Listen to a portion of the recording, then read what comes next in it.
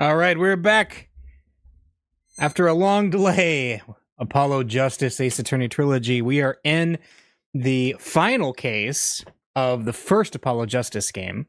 So let's get going here. We are in trial day 1. October 8th, 9:48 a.m. District Court, Defendant Lobby, number 6.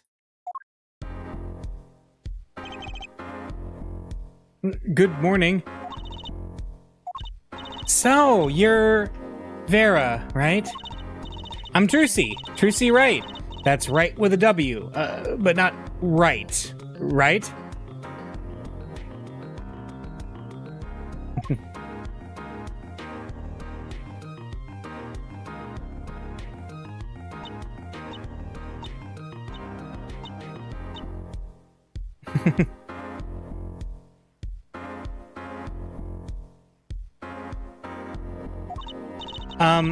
We're on your side. You can tell us anything, please. Good morning. She speaks? Not bad, not bad. But I think you'd do better with a little smile, you know? You're so pretty, you need to sell yourself, you know?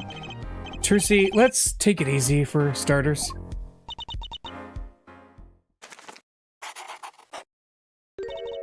Thank you for taking my case. Oh, okay. Well, that's a start, I guess. There she goes with the nail polish again. That's great, really. It's so cultured.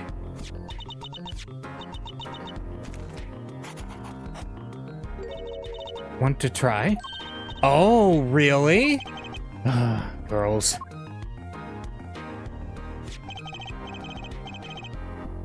So the victim, Drew Measham, was a forger, and a stolen painting was found in his studio.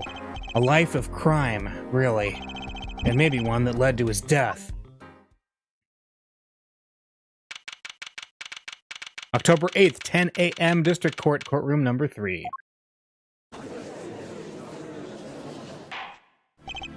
Well, we will now begin the trial of Vera Measham. Is the judge okay? His voice is all raspy and he's looking around all nervous like. The repercussions of today's trial will most likely be held for a long time and may indeed alter our legal system forever. Today is a test of the jurist system and the first step toward a new order in our courts. Daddy's secret mission. The jurists will function like a jury. It is hoped their inclusion will help the courts to better reflect the people's will. Why aren't there any jurists in the courtroom? 3 closed-circuit cameras watch this courtroom at all times.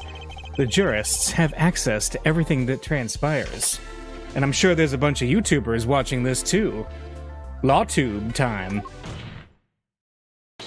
Jurists, Judge Will and Judge Cool. Now see here, Prosecutor Gavin. I was going to say that. My apologies here, Judge. Jurists, today, Judge, today's trial coolly, if you would be so kind. This stream is 4 weeks and 15 minutes late. What am I paying you for? Yes. Sorry. I'm going to take a 45-minute bathroom break later to compensate. The jurists are unbound by the letter of the law. They don't affect the trial with evidence, but by their feelings. And we're about to find out just what effect they're going to have. Very well, Prosecutor Gavin. The details of the case, if you would. The victim is the painter Drew Measham. He was killed in his own studio. His coffee was poisoned. By whom, you ask? By none other than the defendant, Vera Measham. Mailing you a sweet medallion. Just put it on and don't question anything. Yes. I'll finally have to get a webcam just for that. There wasn't any poison in the coffee. Achtung. Someone has been doing their homework. Indeed, poison was not present in the coffee, but on the mug itself. The mug? Residue was found on the rim, I see. The autopsy report describes the manner of our victim's death. The court accepts this as evidence.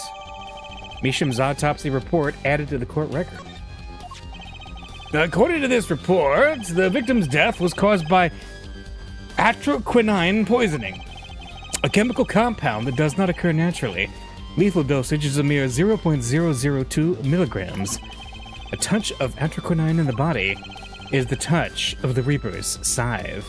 The Reaper? Uh-oh. Somebody gonna put their boot up on the table? Very well, Prosecutor Gavin. You may present your witness.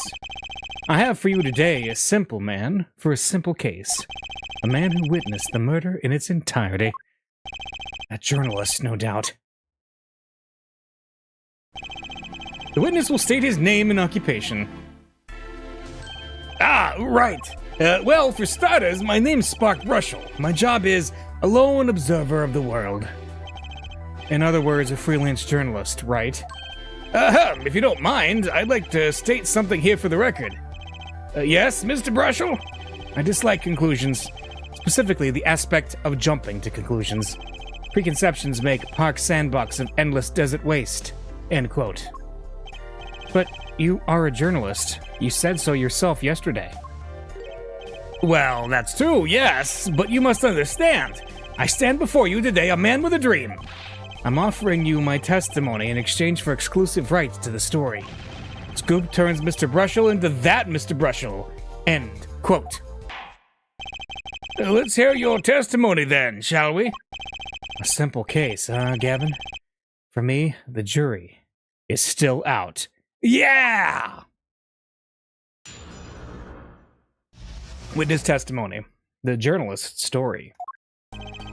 I visited the studio around 9 that night to do the interview. The first outsider to enter the atelier. Journalist. History made. End quote. His daughter brought us coffee right after we started. And you know what happened next? Star falls. End quote. No one else entered the room besides her the whole time. That does sound like a simple case.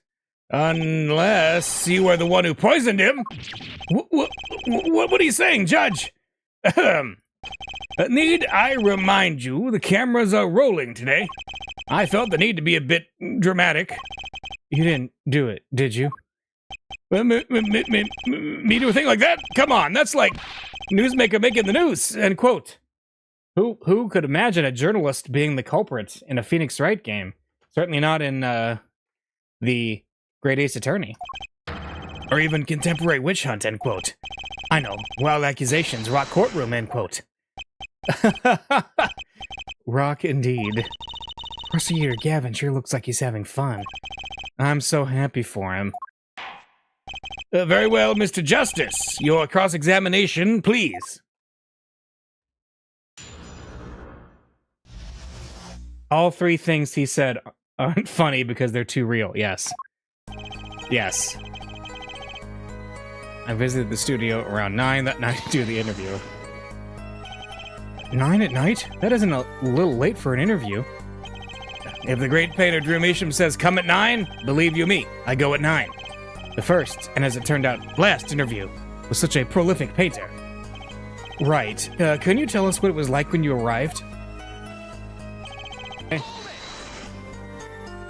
You were the first reporter ever in Drew's studio? Posterity will look back on that night as a turning point in journalistic history. A basically insignificant step for all mankind, but a giant step for that Brushel guy. End quote. If no one on the outside ever had access to the studio, then it would serve to reason that the deed was done by an insider. By which he means Vera did it. So, how did this epic-making interview go? His daughter brought us coffee right after we started. Would you mind being a little more specific? Oh, let me tell you, I enjoy a cuppa. In fact, it all began when I was in 3rd grade. No, wait, 4th grade. That's not what I meant. I believe I know what Herr Forfeit is driving at. This coffee the victim was served, did anyone other than the defendant touch it? Right, that. That's what I was gonna say, really. Well, now, if you've got a question to ask, you'd best straight up ask it. That's what I tell all the new recruits, several times, if necessary. Write for a grade schooler, that's my motto. Which isn't to say I can only write grade school level stuff, mind you. Who touched the coffee? I don't know. I was in the back, looking at the studio's equipment when she served it. And what happened next? Star falls, okay? What's this about a star falling? Star falls, huh? It's like an old telegram. Send money, over. Zowie, you don't know? That's like a journalism code word. An important personage passes away. A star falls. Get it? But there's no gravity in space, is there? I wouldn't think stars could fall, really. Does this matter? Oh boy, this is good stuff, good stuff. How about star breaks? No, lacks punch. I know. Star dies. Nah, lacks imagination.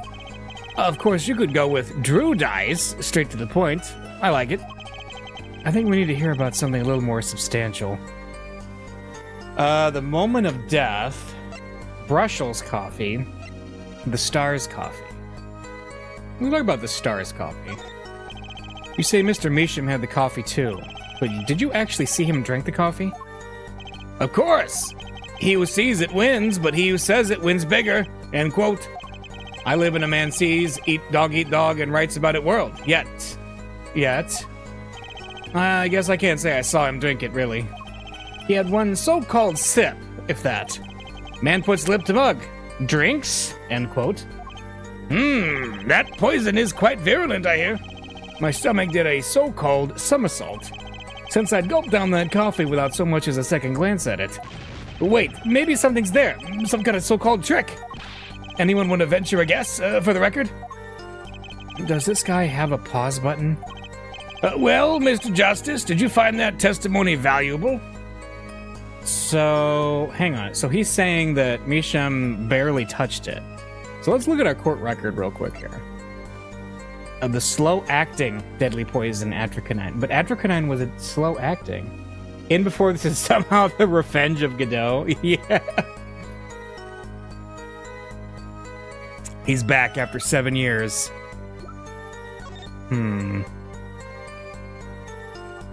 Yeah, so we got... See that there? That's poison. Yeah. Don't lick it, Apollo. Don't worry, I'll be fine. No, you won't. You'll die. Look, I know. I meant I won't lick it. Who knows what you do when I'm not watching? The concern is touching, really. Next thing you know, she'll be telling me not to drink coffee before bedtime. Alright, so... yeah, that was his mug.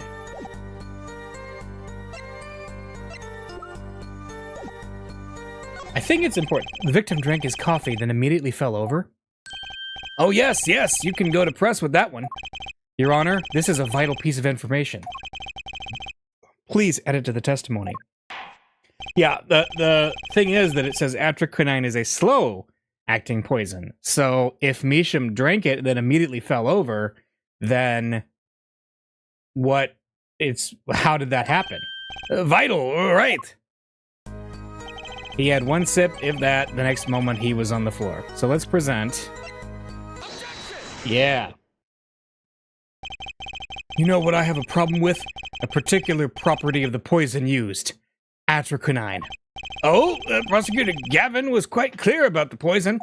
A lethal dosage of 0.02 milligrams paralyzes the central nervous system. If you drank that, even you, Mr. Justice, would be reduced to a quivering pile. That bit about the poison was a nice throwback to Ryunosuke and Susato. Yes. Yes. Why are you using me as an example? Unfortunately, we weren't told everything. There was a vital omission in Prosecutor Gavin's information. An omission? Atrocanine is as virulent as he says, but death doesn't come upon ingestion. Not immediately. That's because atrocanine is slow-acting! Slow-acting? What? According to one forensic scientist. It's one of the most virulent poisons, but is absorbed into the body astonishingly slowly. It takes at least 15 minutes from the time of ingestion for adverse effects to show. if we suppose that the moment Mr. Measham sipped the coffee was when he sealed his fate, then he would still have had time left to enjoy his last cup of joe. Order! Order! What's the meaning of this? If what the defense says is correct, why, that contradicts the entire testimony we've just heard. Well, Mr. Brushel, anything to say on the record? Slow acting. SLOWACT. It was virulent, all right. Even then, it had already begun digging its claws into the journalist. He's working on his scoop. It's Brushel, yeah. Here, Brushel, let's take a trip back down memory lane. Huh? Did the victim really die the instant he took a sip? Think it over. This is vital. You know what I think? I think that was not so subliminal suggestion, end quote. I admit it does cause a problem if he died when you say he died. I would be forced to say auf Wiedersehen to my simple case. And you would be forced to say farewell to your article. Come again? You can't write a story based on conjecture, can you? Oh, really? And as the case drags on, other reporters will pick up the scent. And you'll be forced to kiss your exclusive scoop goodbye. Scoop? Scoop? Look, wait a second, just 1 second. We're waiting, out with it. I think I just recalled a so-called important detail. A revival of recollection, end quote. A story survival, end quote. Attorney utterly confused, end quote. Actually, I did notice something when I visited the studio. I'd heard of poison that takes its sweet time, see? But not what I've been saying for the last few minutes, apparently. Mr. Brushel, are you saying you noticed something that explains what happened? You bet I am. The antidote for poisonous contradiction, and the quote, you might say. Or, I still have no idea what you're talking about, end quote, I might say. I figured it out, but only after an in-depth interview. See, thanks to my journalism skills, I know who poisoned that coffee. Order! Order! Order! As far as I can tell, the witness is standing by his testimony that Mr. Measham died the instant after he drank. Of course I'm standing by my testimony, and my dream of exclusive rights to this story. Ugh. I suppose it was too much to hope for. What was? Well, of course he wouldn't choose a simple case. Not him. Him? Phoenix Wright. Who else? Huh? Achtung here, Brushel. Report for us, if you would. What is it that you noticed? This court is a critical trial of the juris system. I'm afraid no room for doubt is permissible. You will testify to the court about what you noticed. All right. When I arrived at the studio, Mr. Measham was at his desk. He seemed to be writing a letter, but he quickly sealed the envelope. I thought nothing of it at the time, of course. Now that I think about it, what if he was writing a suicide note? Okay. A suicide note? Yes, he had this look on his face. Man's face inscrutable as a quadratic equation, end quote. Poor Mr. Measham. But that means Vera's innocent. Would someone commit suicide in the middle of an interview? Oh. Very well, you may begin your cross-examination.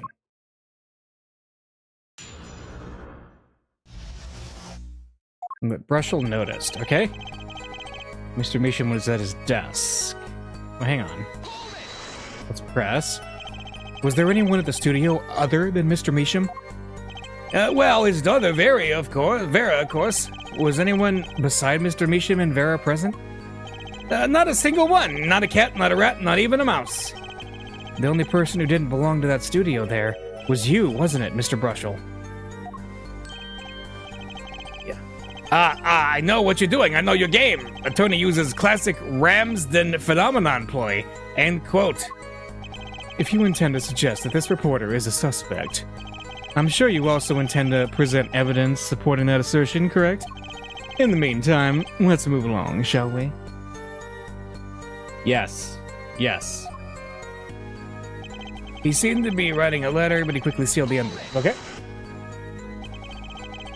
So he put the letter away when he saw you? Early reporter gets worm, end quote. That's my secret. I'm not sure I follow. It's the night of the interview. I arrive 15 minutes ahead of schedule. The handle turns, the door opens, and I barge in. Are you sure that's okay to do? I mean, isn't that unlawful entry, really? Mr. Measham sure seemed to think so. You should have seen him. He crammed his letter into that yellow envelope as fast as he could. I know a secret when I spot one, and that was one. It does seem significant. Well, Mr. Justice? I wonder. It does have the ring of something important. Well, let's add it to the testimony. The defense finds this testimony vital, Your Honor. Very well. Please add it to the testimony, then. Hey, why not? My account comes free of charge. Alright. It was a yellow envelope. I heard it was left at the crime scene. Hang on a second. We only found a red envelope. Hey. As it just so happens, there was a single letter in a desk drawer at the scene. In a red envelope. What? Prosecutor Gavin? Yes. Was a yellow envelope found at the scene of the crime? Unfortunately, no. But, Herr Forehead, it's easy to mistake the color of an envelope. I guess. But not this envelope. You see, it was postmarked already. 7 years ago. Well, Mr. Brushel, I can explain that. Drew, right, he wanted to get that letter in an envelope pronto. Get it out of sight of my beady eyes, right? So he grabbed the nearest envelope and crammed away. And what about the whole red and yellow envelope contradiction, chump? Well, Mr. Justice, have you anything to say to that witness's claim? That night, the victim put a letter he'd been writing in a red envelope.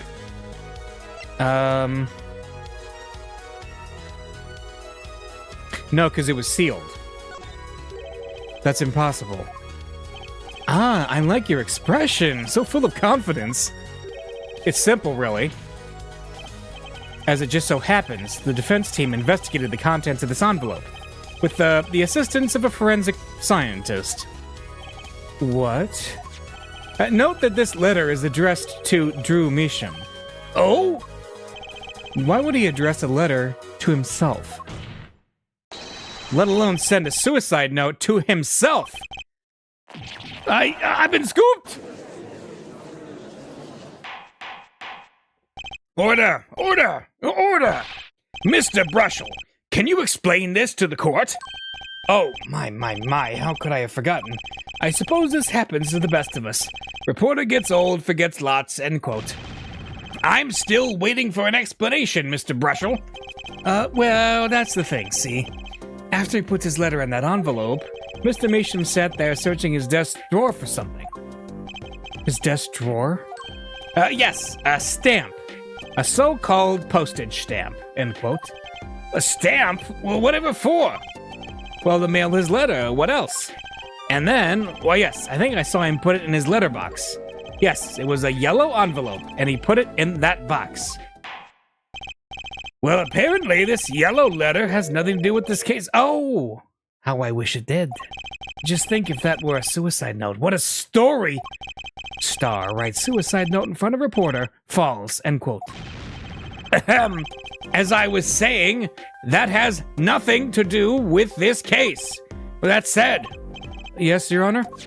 It makes me wonder about the contents of that red envelope.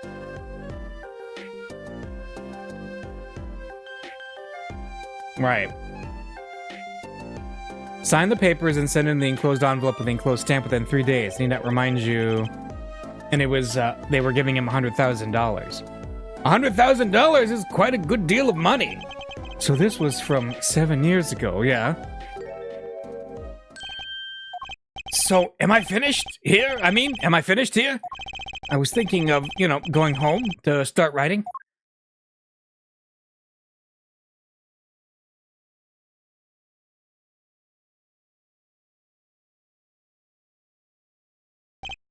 I hate to state what should be pretty obvious to anyone, but when you catch the scent of a story, you make that, rather unique face. Come on! Attorney has active imagination, little else, end quote. Even I noticed something, and my eyes aren't what they used to be. You know, I'm starting to understand what all this perceiving stuff is about. Judge has active imagination, end quote. Please continue with your testimony. Tell us about the scent of a story. Hey, I'm the one asking the questions here, but usually. Alright, so we got a new witness testimony. The scent of a story. Actually, it took a bit of work to get a thumbs up on the interview. Reporter leverages story, gets his interview, end quote. The story concerned a certain case from 7 years ago. That red envelope probably had something to do with it. Say what you will, but Drew's talent was without compare. So you threatened to go to press with this story? That's how you got your interview? Blackmail? Well, yes. I mean, no. It wasn't exactly black. I mean, I'm not, Something wrong, Mr. Brushel? Look. This is my story, my tidbit. Journalist's info is livelihood, end quote. I see. While you have me chatting away in here, what's going on out there? What if some Wally Wordsworth or Sally Scooper gets wind of my story? They could be going to press while I'm going to waste. The court feels your pain, Mr. Brushel. Mr. Justice, let's pick up the pace. A certain case 7 years ago. Wait, 7 years ago?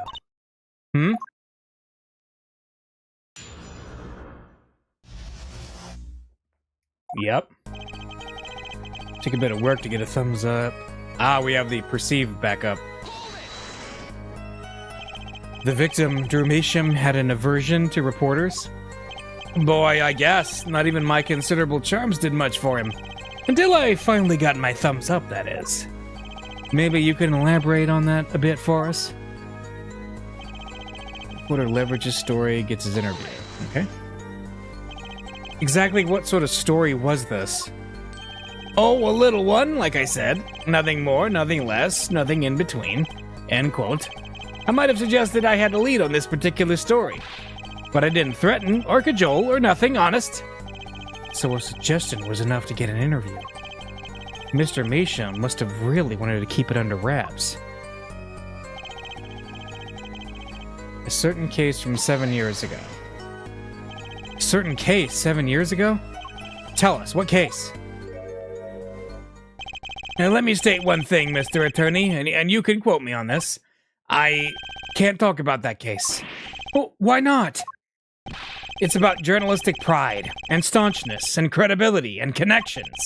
Journalist reveals sources only over his dead body, end quote. So what'll it be? Gonna strangle me? Dead men don't tell tales, Mr. Attorney. He sounds pretty determined not to talk. Our chances of breaking his will aren't looking good. Red Envelope probably had something to do with it. Okay? On the one hand, we have your story, and on the other, this letter. What makes you think the two are related? I was just saying it's possible. Call it reporter's intuition, end quote. Hey, I say a lot of things. You gonna pick all of them apart? Be my guest. All of them? No, just the incredibly suspicious ones. I see. Anything else to add about Mr. Measham? Well, but Drew's talent was without compare. Just how amazing was Mr. Measham's talent? Huh? Boy. I mean, hey, he's a star, man, a star. The flow of his brush is like a great undulating river across the canvas. Artist paints light up studio like sun, end quote. This guy is full of wacky gestures. But that one just now was wackier than usual.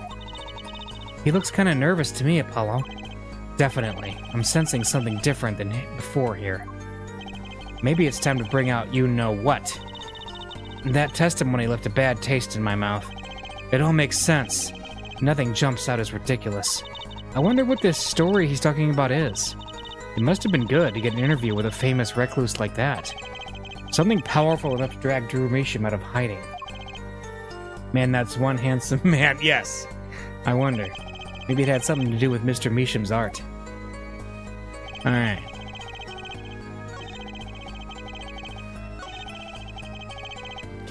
I think that the last statement is probably the one that we can perceive.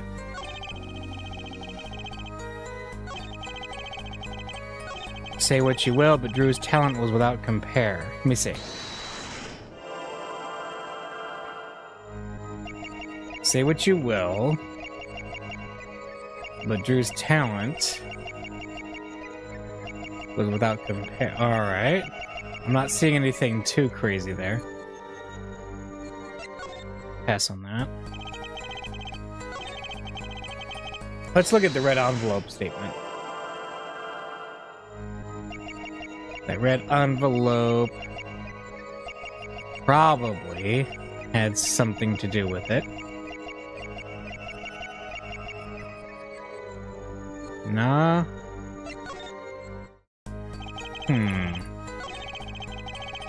A certain case from 7 years ago. Is this it?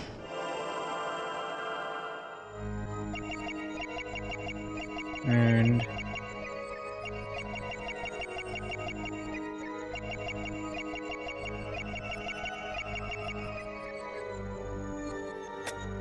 let's see. Hear it again. I'm not.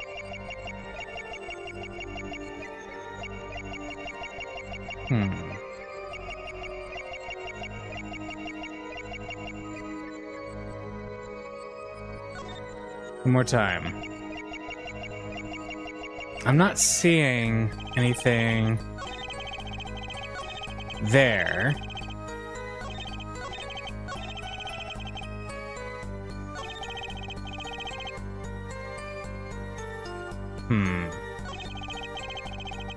Let me see. Say what you will. Yeah. All right. So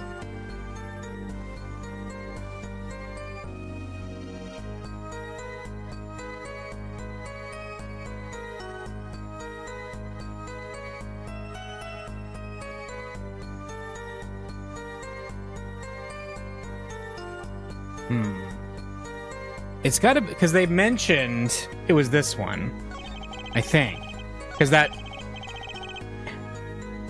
Say what you will, but Drew's talent was without compare. Hang on. It all makes sense. Yeah. We already saw that. Let's look through this again.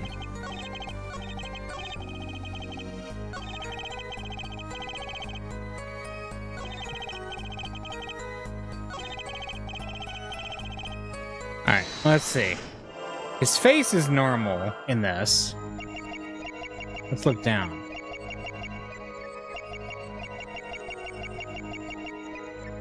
Didn't the goofy thing happen during the press dialogue? It is possible to use I don't think it is. Let's hear it again. Hang on. Did I see something? No. Wait a minute. Oh! Wait a minute. His armpit was sweating. I just saw that. It was right here. And there. His armpit was sweating. Sweat much, Mr. Brushel? Yeah, well, a man can't help his glands, you know. It's more than that. When Mr. Meesham's talent was mentioned, you suddenly began to sweat buckets. Ah! You're hiding something about his talent. What? That's ridiculous. Evidence time. Let's show where Mr. Meesham's true talent lay. It just so happens I have evidence showing the talent mentioned, the forgeries.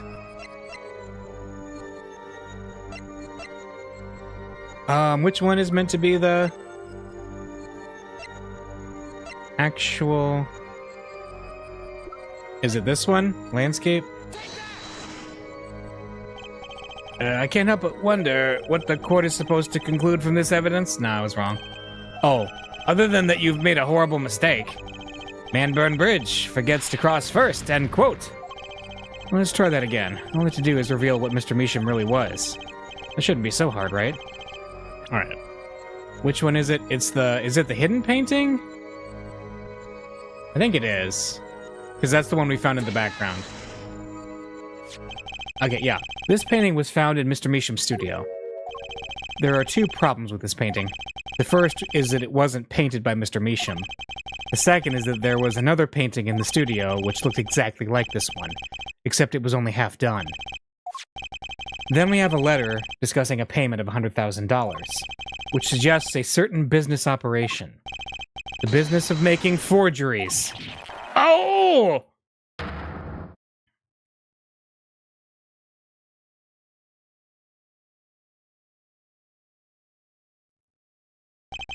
That is all, Your Honor. Everyone, please, everyone. Can we keep this private, please? This is my story, my scoop. Forgery, that's a serious crime. Drew Measham is known as an artist these days, but there were rumors he dabbled in another kind of art until a few years back. Another art, meaning forgery? Drew Measham was talented, all right. Talented at making precise, detailed fakes. A fact that certain criminal elements were quick to discover. Criminal elements? What? You can't seriously be talking about... Exactly. I'm talking about forging evidence. The rumors started circling 7 years ago. 7 years ago? So, are we to understand that this letter, this payment of $100,000 was for... Exactly. Forged evidence nets tidy profit, end quote. Ah. Order! Order! Order! Why, it's like our victim was living a double life. Haha, this is my chance. So the victim had ties to the criminal world, right? He could have had plenty of enemies we know nothing about. This is my first time hearing of this criminal world. We certainly found no criminal connections when we conducted our investigation. But how do you explain all this money? You have to admit there's a possibility of some illegal activity here. But there's no proof tying this letter to our case. Our case was, and remains, simple from the beginning. Only the defendant could have poisoned the mug that night. And you, of course. Hey, the only thing I poison is my pen when I'm writing reviews. Now, Mr. Brushel, your testimony to this point has been quite unreliable. It doesn't speak well of your reporting acumen. What are you talking about? My journalism is rock solid. Journalism so solid you could stand an elephant on it. End quote. In any case, let's hear a summarized recap of your testimony. If we can ascertain the situation in that studio from the recap, the trial is over. Apollo, what's he talking about? The cross-examination showed Mr. Brushel didn't have reason or means to poison him. As long as there's no other suspects, then the killer had to be Vera, that's what. This next testimony is our last chance. Mr. Brushel, your testimony, please. Here we go. Witness testimony. All right. The interview, a recap. The only other person in the studio that night was the defendant. It was Vera who poured the coffee. She's admitted as much herself. The only thing that touched Drew's lips during the interview was that mug. And nothing left that studio after he died. Nothing. Clearly, the only one who could have poisoned him was his daughter. A nice testimony, clear, succinct, and without room for doubt. Aw, shucks. You really think so? I believe this clarifies the situation that night. Very well, Mr. Justice, you may begin your final cross-examination. Right. Still have one trump card left to play, and I won't let this trial end until I use it. It's the, I know what he's talking about. I remember from last time. Alright. The only person was the defendant. It's the, I'm not going to present now, but it's this. This tiny frame, which I think the stamp was in, had atrocanine in it. Alright, anyway. But that doesn't prove Vera poisoned it. How many times have we heard that one hair forehead? The poison reached its victim via that coffee mug. And from where did that coffee come? Not to beat a dead horse again and again, but perhaps you could fill us in. I'm on it. You need a horse beats? I'm your man. It was Vera who poured the coffee. All right. And you witnessed her pouring the coffee? Of course I didn't witness it when she came in with that tray. The coffee was already poured and a steaming. Let us not forget the defendant has admitted to pouring the coffee herself. I heard her statement. I poured, I served, and I killed. What? That last part was just a little joke. I don't think I'm going to be getting anywhere with this coffee mug. I need to find another weak spot in this case. The only thing that touched Drew's lips was that mug. You're sure about that? Well, to be really, really precise, I was busy gobbling mint candies the whole time. One of those candies might have been poisoned. Yet, at the time of the autopsy, no fresh fragrance of mint filled the room, and no mint residue was found. It was a long shot anyway. Don't tell me you're still trying to prove this. You think the victim ate, drank, or otherwise ingested something other than coffee? Well, Mr. Justice, if you have some proof. The possibility is there, I can feel it. Just maybe not prove it. Not yet. And possibility isn't gonna cut it, not now. And Mr. Measham ingested that poison via a route other than the coffee. Hang on. The tiny frame. Right? We can prove it. Proof is possible. I gotta risk it. Oh, excellent. Let's see your proof then. Please show us your evidence. What evidence shows that the victim wasn't poisoned by his coffee mug? Is it the frame?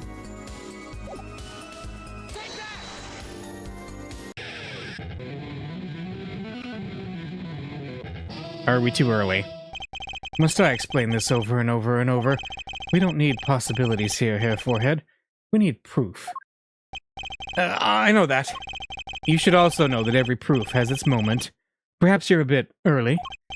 I can tell you what we know at this point. The victim put nothing to his mouth with that coffee mug. Another hole in this case that needs plugging before I can prove anything. But first things first, I better uncover a weak spot before I try to strike again. On with the cross-examination. All right. And nothing left that studio after he died. Nothing. Okay? Not one thing? You're sure? What about this envelope, he said? Yep, sure can be. Well, with one exception. One exception? What? Journalist Spark Brushel does interview, leave studio. End quote. Come on. It's a joke. Get it? Not funny. I know, but still. Did something leave the studio that night? Why does that sound familiar? Where have I heard something like that before? And now that we've proven our witness is a comedian of sorts, I'd like to turn to our defense attorney before returning to the testimony. Do you have any idea what, if anything, might have left the studio that night? Just one thing, the envelope. I think one thing might very well have left the studio that night, actually. A certain something that has vanished from the crime scene. By which you mean something other than our witness? Of course. Don't tell me, Vera Measham. Believe me, any comic relief I may provide is entirely unintentional. Then let's see what you've got for us, Mr. Justice. Well, this thing wasn't at the scene of the crime, so I can't show it to you. But I do have evidence that shows how it could have been taken from the scene. The letterbox.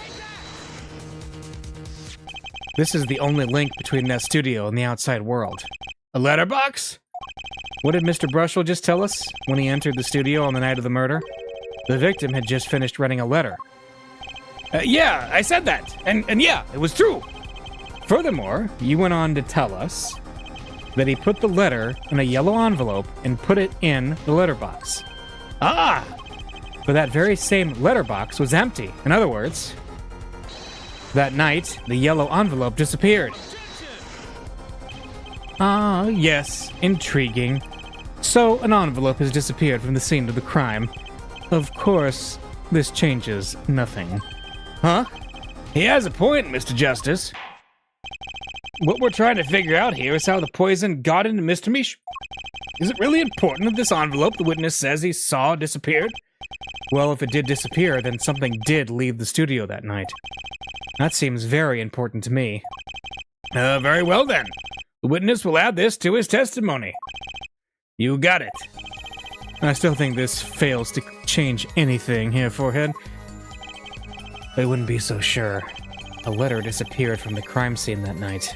This is exactly the opening I've been looking for. Alright, a letter was put in the post from the studio, but I hardly think that matters. Now can we present the frame? No. Darn it. Okay. This evidence clearly revealed... No, that's not it. Yeah. Okay. So instead...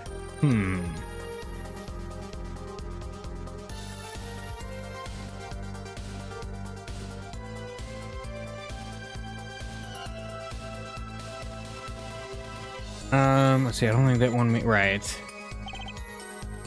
Let me think.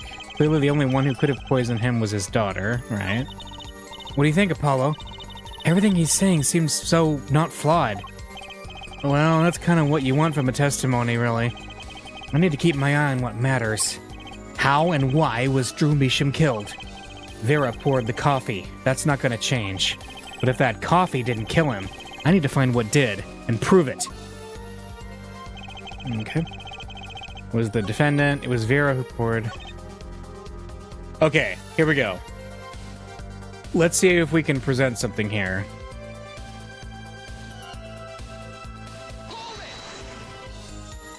Let's see. You sure about that? No, really. Yeah. Yet. Yeah. Yeah, this is where we can potentially present something. Let's see if we can. Mr. Measham ingested that poison via a route other than coffee. Proof is possible. Here goes nothing. Okay?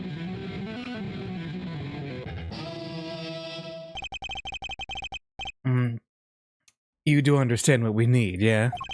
Proof, Herr Forehead, not possibilities.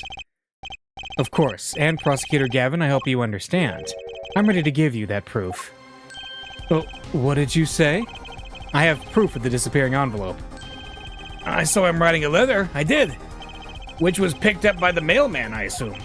Of course, which means that envelope had a stamp on it. A stamp? Ah! As we all know, stamps come with dried glue on the back.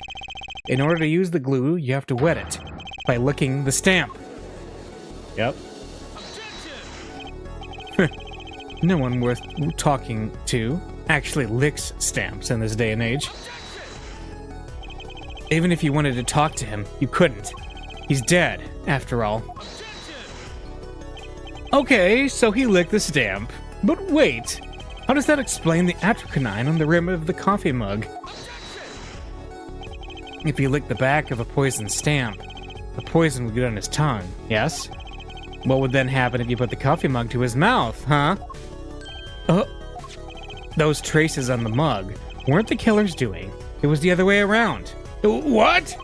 The coffee mug didn't poison Mr. Measham. Mr. Measham poisoned the coffee mug himself. Order! But that doesn't... does it? Recall, if you would, atrocanine is a slow-acting poison, yes? The poison entered his body when he put the stamp on the envelope, but his time wasn't up until the very moment he touched his lips to that cup of joe. Yeah. Now we get to present the stamp.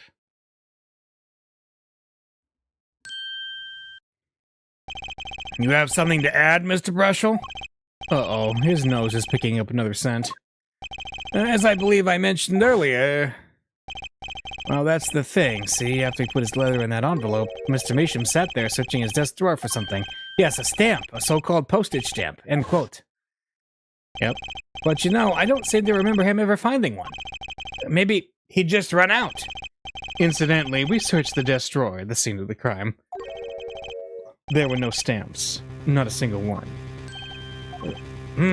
That does pose a problem. How will you prove that the stamp was coated with poison? Actually, I'm glad no other stamps were found. It makes proving the stamp he used was poisoned possible. Good show, good show. You can't even prove there was a stamp at the scene in the first place. Well, let's hear what the defense has to say anyway. Where's your evidence that proved the existence of this poison stamp? Now we have the frame.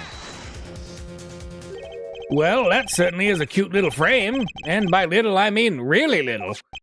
It was on the victim's desk, Your Honor. Quite empty, as you can see for yourself.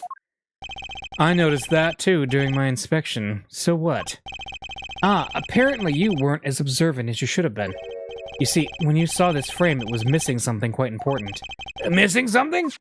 Yes, a pale bluish stain on the inside of the frame. Atrocanine residue. What?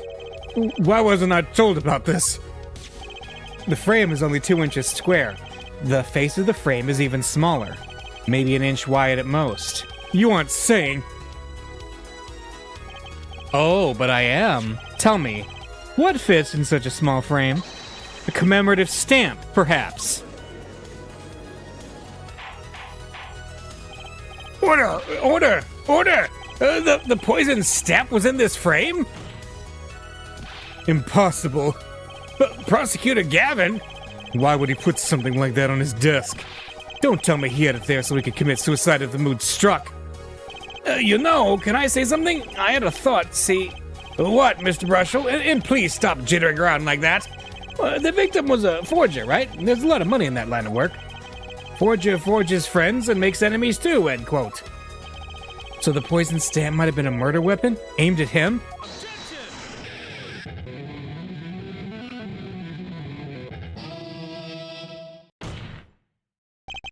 Oh, Rich. That's Rich.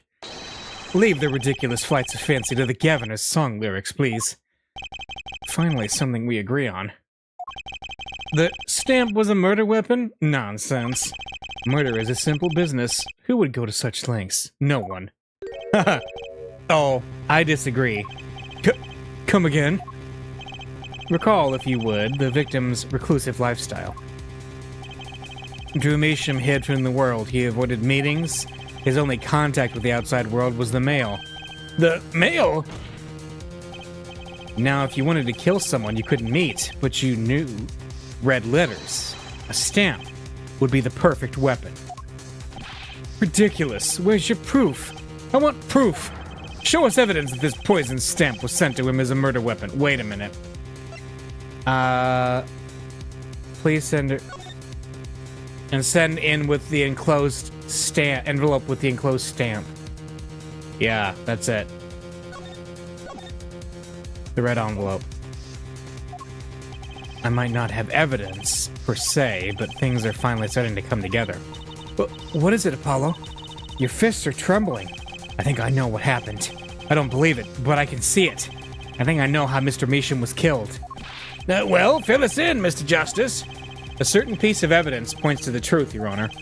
I can show you how someone with the intent to kill sent Mr. Measham the stamp of death. There we go. Isn't this the envelope? The one from 7 years ago? Think about the text of the letter again. There were 2 pages in the envelope. This is page 1. And this is page 2. I want to draw your attention to one phrase in particular. Send in the enclosed envelope with the enclosed stamp within 3 days. The enclosed stamp, Your Honor. Ah! In other words, if I have this straight, the stamp, poison, on the stamp, lick, gasp, end quote. Now, what if he had done exactly as the letter asked? He would sign the document, put it in the envelope, and put the stamp on it, right? Then he would put it in his letterbox. 15 minutes wouldn't have elapsed between affixing the stamp and mailing the letter. But the clock started ticking, and when the time came, he drew his last breath, and the murder weapon would be taken away from the scene. Quite conveniently, thanks to the postal system.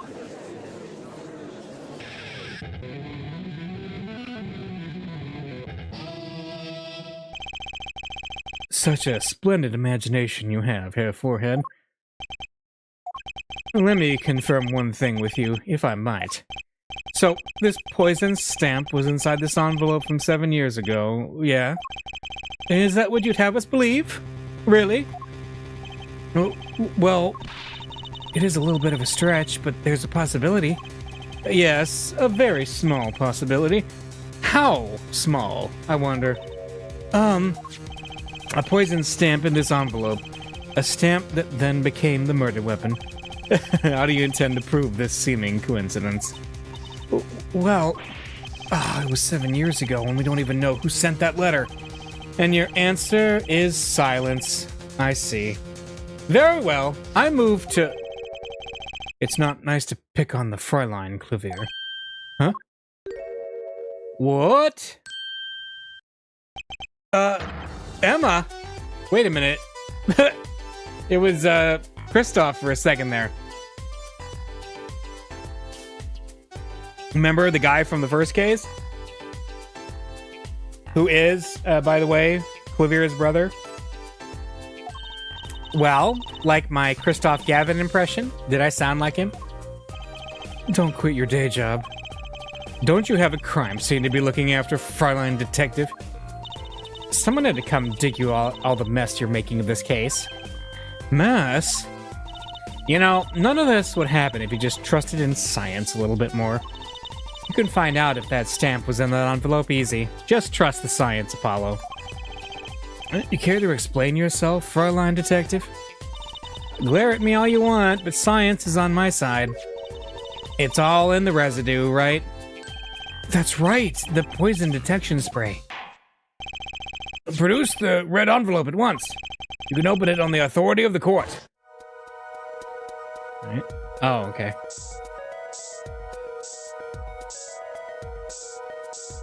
So we're gonna just try to find traces of the poison?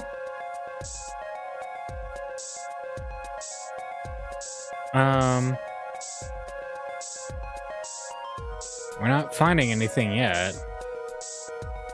Okay, there's nothing on the text. 2 more weeks to flatten the evidence curve. Yes. Aha!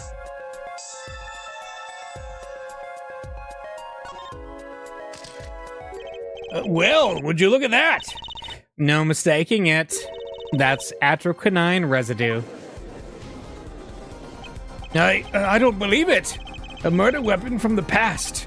Now, 7 years later, it bears its fangs at last. Absolutely outrageous. Tell me why. Why didn't this murder take place 7 years ago? Well, there's one possibility. Maybe Mr. Masham figured it out. Figured what out? He realized that the person who sent that letter wanted him dead. So he sent his reply with a different stamp. And put his decisive evidence in a frame.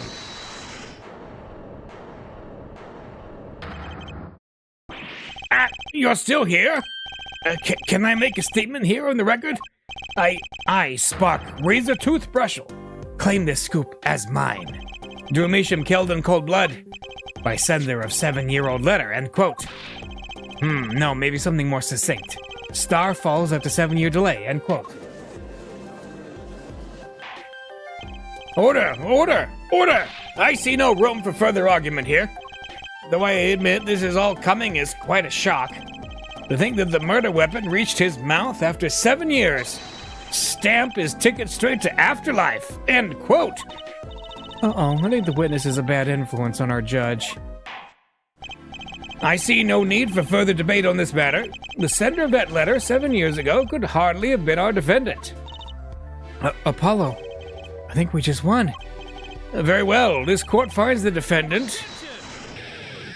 Uh-oh. Unexpected Clavier. Is this the bright future of our legal system? Prosecutor Gavin? A ticket to the afterlife from 7 years ago. Tickets for Gaviner shows are invalid after 2 weeks. But it doesn't make sense any other way. It boggles my mind that so many people haven't noticed this. There's a fatal contradiction in Herr Forehead's claim. Contradiction? A poison stamp was placed in this envelope 7 years ago, whereupon it was framed. Until now. If that's the case, then why would Drew Misham have done what he did? Emma explained that. He must have realized it was poisoned. Yeah, this is actually a good question. Like, why... Like, oh no, there's a guy coming to interview me. Better stamp and hero, I guess? Therein lies the rub. Huh? 7 years ago, the forger Drew Misham sensed a trap and put the stamp in a frame. I do not debate this, but this begs the question. Why, 7 years later, did he use that stamp on the night of the murder? Surely you don't mean to suggest that Mr. Misham simply forgot. He put the murder weapon in a frame on his desk for 7 years and forgot? You expect us to believe he sprang the trap on himself? While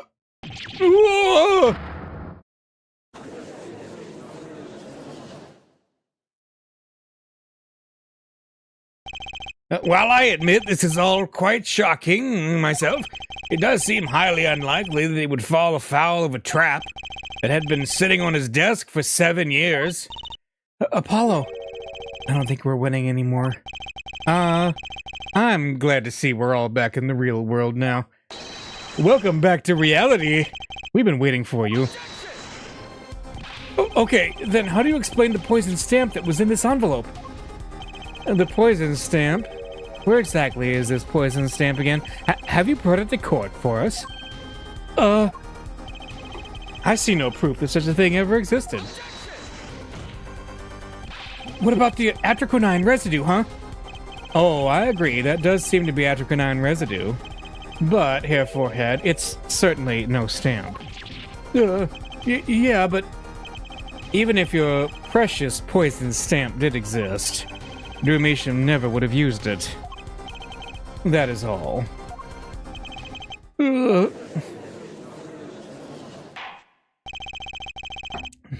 Clavier with his facts and logic.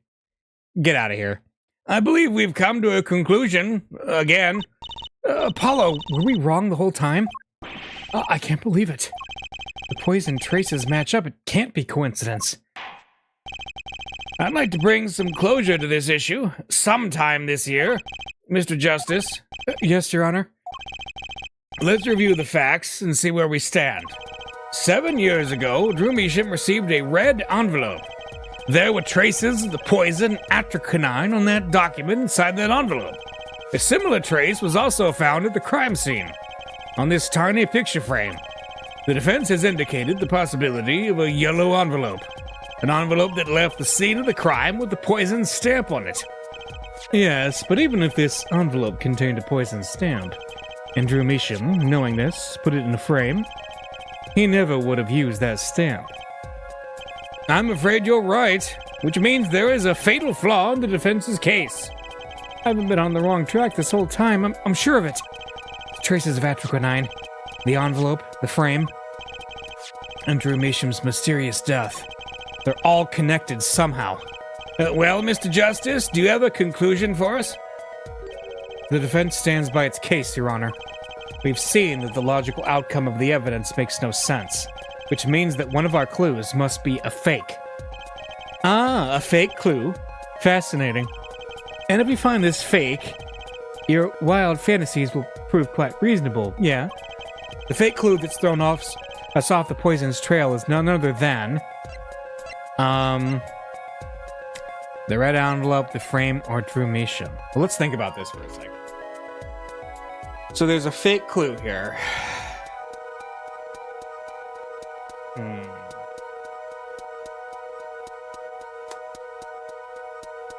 All right.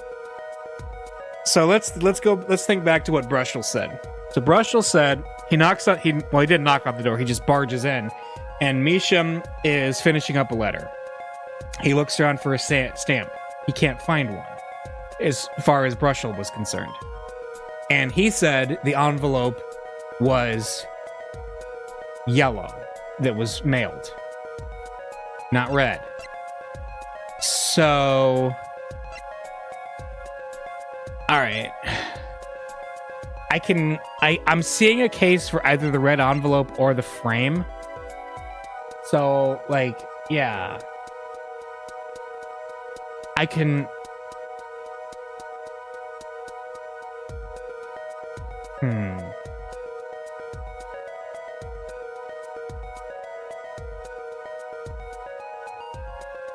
Let me look at this again. Mr. Drew Measham, I've deposited the $100,000 on the designated account. Please send a receipt once you've confirmed the transfer. Sign the papers and send in the enclosed envelope with the enclosed stamp within 3 days. I need not remind you to speak of this to no one, okay? That was in the red envelope. Let's see, we got Vera Measham's card. Why does that say D on it? What a pretty business card. Looks like a postcard almost. And on the back, just her name. That seems odd to me. Huh? What does? Why write your name on the front and back of the card? Why not use the space on the back for a self-portrait or a caricature? Then people would remember what you look like, too. That's not a bad idea, actually. Here, give me one of your cards, Apollo. She's drawing something. Hey, my hair's not that spiky. Okay, that's nice. Yeah, D. Okay, the D is for Drew Studio. Wait a minute. Hang on a second. Wait a minute. Okay, a thought has come to me here. The bit in the middle is supposed to be a person, undersea scene in vivid colors, right? That's the half-finished forgery.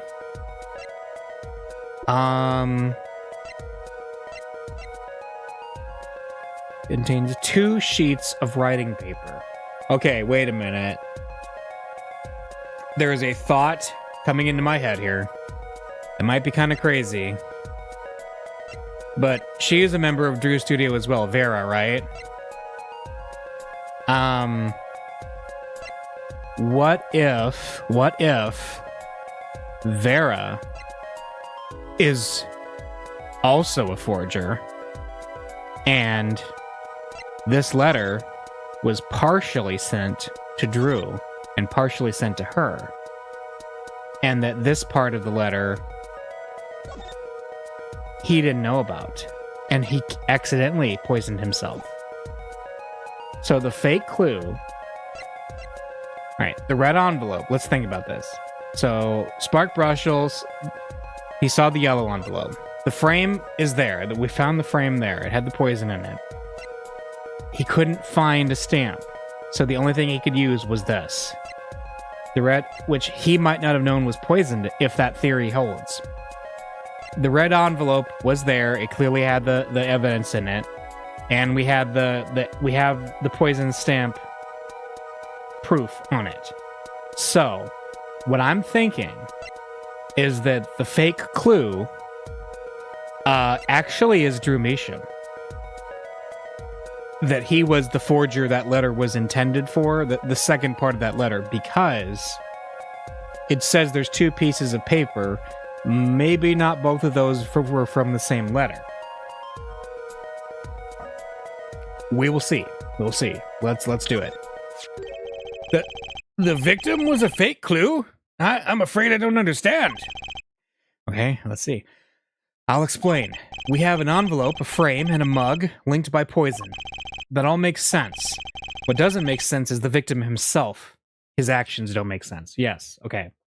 Logically, that follows. Congratulations, you've completely lost me. So the fake evidence is none other than the master of fake himself, the forger. It makes a good story, I'll give you that. The fake clue. Fakes. Forgeries. Ah! I know that face. That's the I just had an idea face.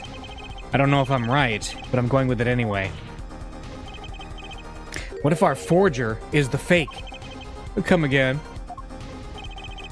7 years ago, our forger sniffed a trap and stepped aside. 7 years passed.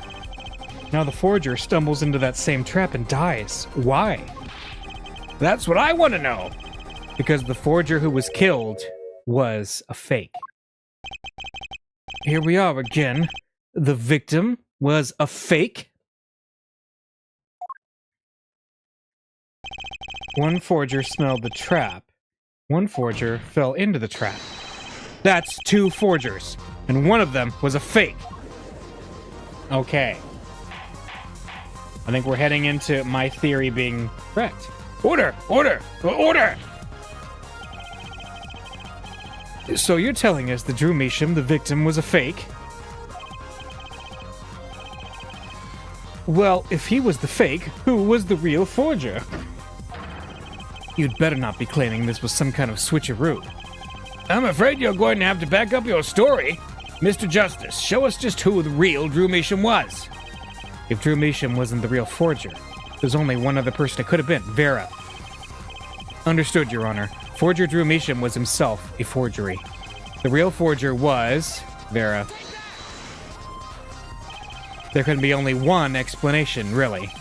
The real identity of the forger known as Drew Measham is none other than his only daughter, Vera Measham. Yep. Apollo is currently 2 for 2 on exposing his clients to other crimes that they've committed. Order! Order! Order! Mr. Justice, this is going out on a limb, even for you! I kind of agree. I mean, Vera, a forger? Let's consider it before you write it off entirely.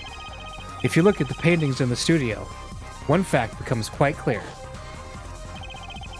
Forgery had been taking place in that studio for quite some time. The forger wasn't caught in that trap 7 years ago. This can only mean that the one who was caught in the trap wasn't the forger. Well, actually, that does make a certain kind of sense. One more thing. Only 2 sets of fingerprints were found in the forger studio. Drew Measham's and Vera Measham's. If we know that Drew Measham wasn't the forger, that leaves only one possibility by process of elimination. The forger was Vera Measham. Well,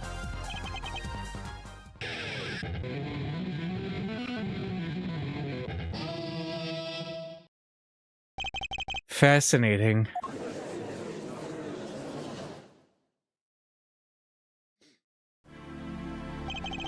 Vera Measham? You've been paying attention to the trial so far. Let's just ask her and be done with it, shall we? Who are you? Who is the forger Drew Measham?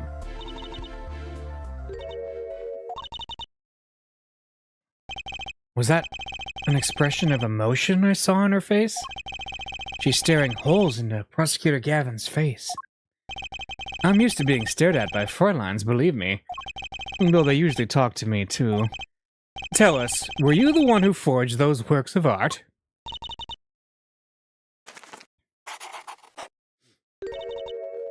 Yes. Oh! So the forger Drew Measham was you?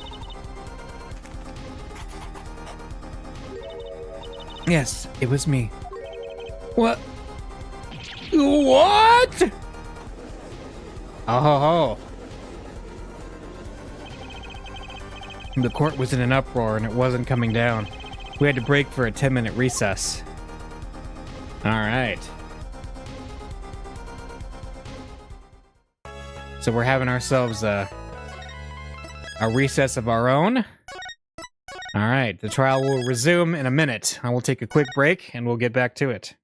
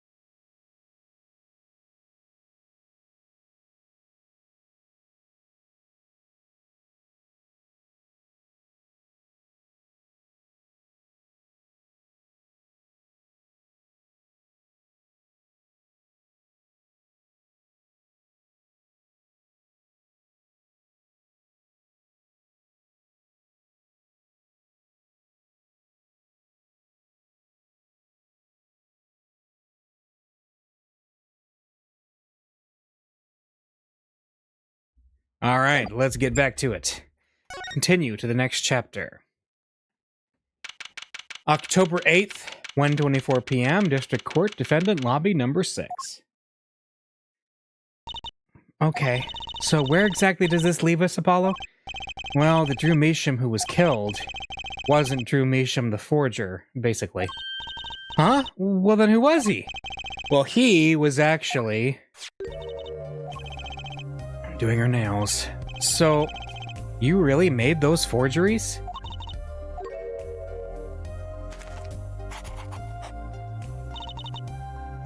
Yes, for her father. I know, it was wrong. Could you tell us how it happened? My father was a painter. I loved painting ever since I was a child. One day, Father saw it in me. He saw that I had the talent. The talent for making forgeries? How should I say it? It was not only paintings I made. Given the materials, I could make anything.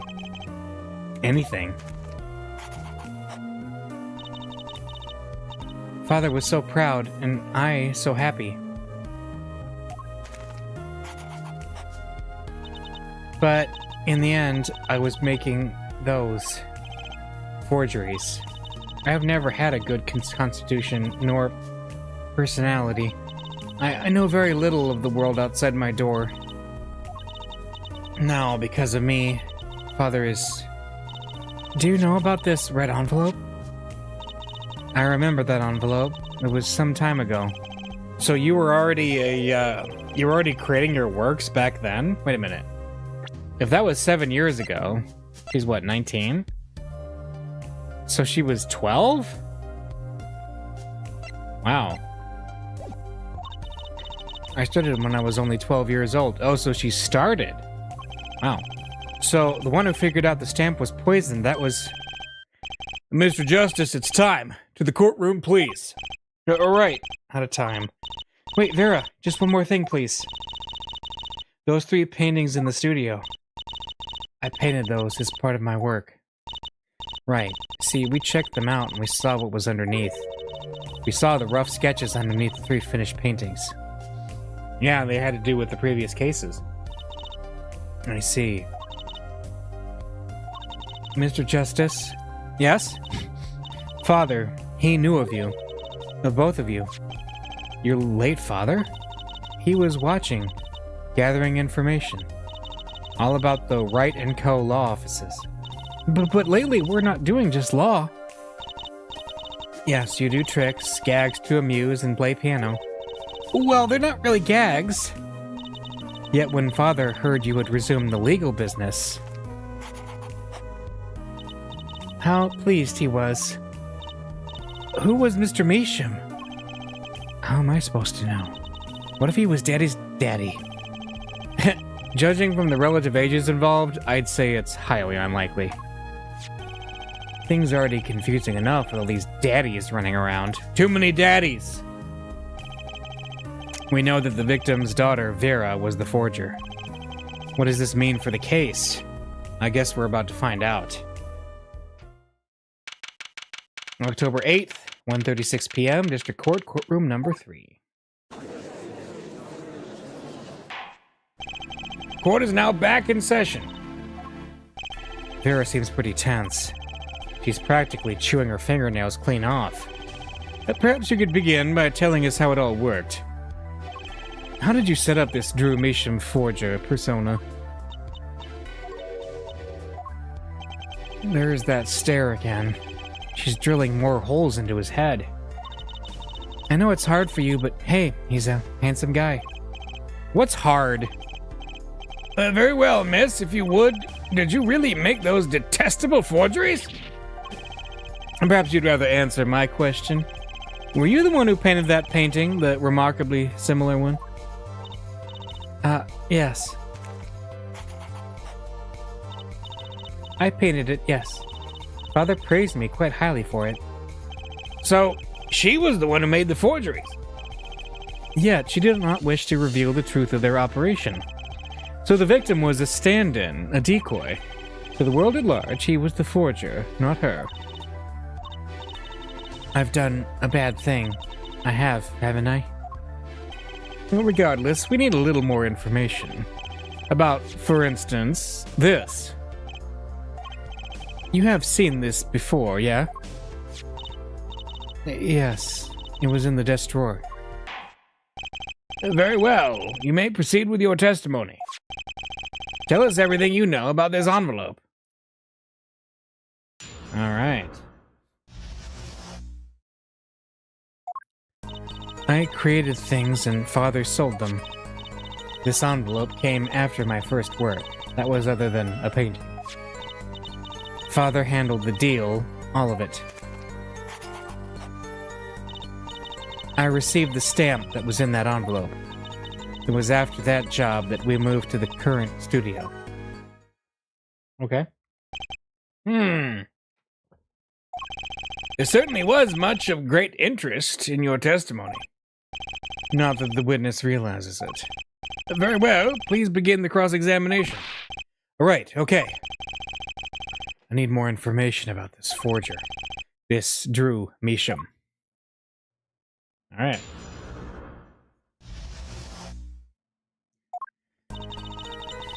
Okay. So these things you were making, you mean paintings identical to other paintings, right? The closer they were, the happier Father was. Yeah. I was happy too. Still, you're quite young now. When did you begin this work? My first painting sold when I was 12. Your Honor, she had no idea what she was doing was illegal. Easy there, little attorney. You're not here to defend her for the crime of forgery. True. Please, tell us more about this envelope. This envelope that may very well have killed your father. All right. This envelope came after my first work. It was other than a painting, okay? By other than a painting, you mean you'd only done paintings up to that point? Yes. But Father had a realization. He noticed my talent extended to making things other than paintings. For instance, a letter someone had written, or a fingerprint left upon a cup, or a signature on a document, a seal upon a letter. None of this makes her sound very innocent at all. And the $100,000 promised in this letter was the start, the beginning of a new industry for Drew Measham. A new industry? The creation of items to be used in criminal proceedings. Forging evidence, in other words. Uh-oh. Father handled the deal, all of it. Okay. So you didn't know how the things you were making were being used? I enjoy painting very much. I think I understand. The Frontline has lived in an unusual little world. Can you tell us what happened to the papers that were in this envelope? Father signed them and sent them back, I believe. Did he follow the instructions? Send in the enclosed envelope with the enclosed stamp? This is a rather important matter. Give your answer some thought. I received the stamp that was in that envelope, okay?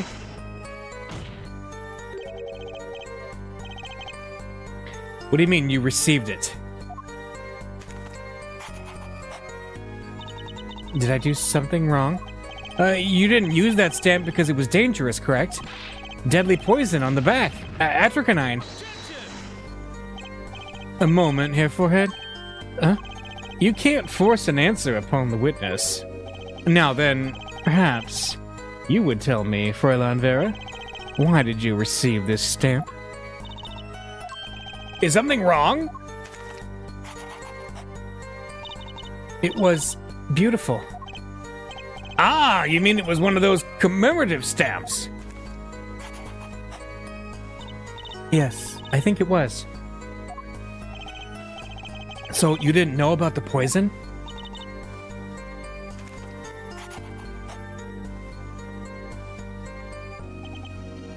I guess not. So the trap failed by chance, by mistake, thanks to this commemorative stamp. Quite the close call. Interesting. It was after that job that we moved to the current studio. Ah. You mean you moved to where the current Drew studio is? Yes, we saw very few people there. I began drawing picture books. This single job had tied them to the criminal underworld.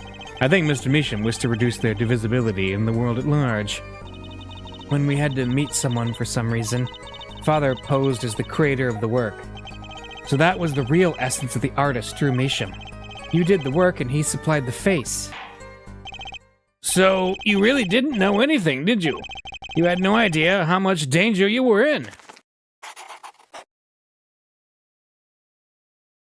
Apparently not. About this commemorative stamp, could you tell us more about it? It was very pretty, and more than that. Yes? It was a picture of people I liked at the time. This is something new.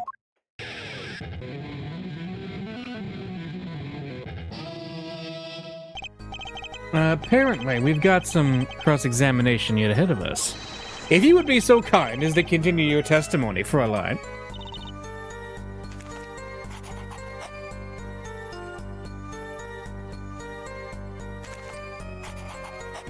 Okay. The stamp was a picture of my favorite magicians, so I kept it. Magicians. I love mysterious things. I always have. Even though she fainted when she saw Mr. Hat. You're confusing mysterious with freaky. Father took me when I was very young. It was a great magic show. I loved it so much. See, isn't magic great? Fine, great, yeah, sure. No need to get all excited. But the magic troupe we saw disbanded soon after. Was it the troupe Greymarai or Great? Yeah. I was quite sad. Did she just say what I think she said? Magic troupe? Now where have I heard that before? The red envelope came after she completed her first job. It makes it a letter from her client. Whoever wanted a forgery made. Apollo. We're close, we just have to piece together the parts. A deadly weapon in a red envelope. And the path it took to take Drew Measham's life. Alright. Hang on. Yeah. So... my favorite magicians. Hang on.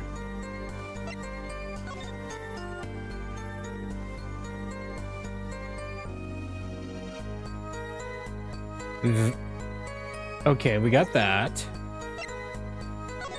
We got the envelope. This is a purple envelope, though, but it does have a red seal. Let's see. Let's look at this. Okay, that's just the...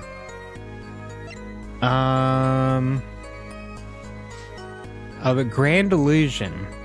Oh, right, because Valiant is doing an illusion that is one that the founder of the troupe started.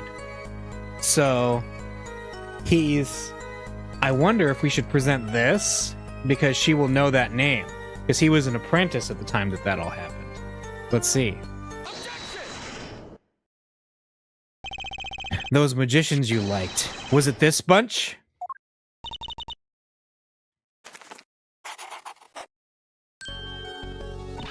Apollo, they're not a bunch. I see. But still, I have to wonder. Why include a commemorative stamp like that in a business letter? Good question. Well, pretty stamps are always better. And you can't beat Troupe Greymarai. But the whole murder plan was a failure because of it. Ironic, don't you think? Prosecutor Gavin? Prosecutor Gavin? Greymarai? What's with Gavin? Might I ask just one question of this witness? In your testimony just now, you stated this was your first work that was other than a painting. Please, tell me. What exactly did you make? Can I ask what? No! Answer the question! Now! Uh-oh, he's upset. Prosecutor Gavin? You're usually not the one whose volume concerns me. Yes, it is unbecoming of me. I apologize.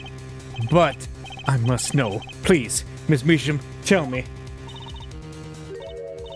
It was a book. A single page in a book. A book? Please be more specific. It was a handwritten book, like a diary.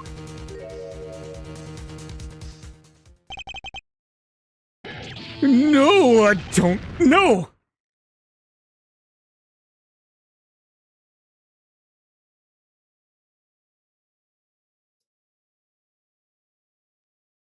Oh.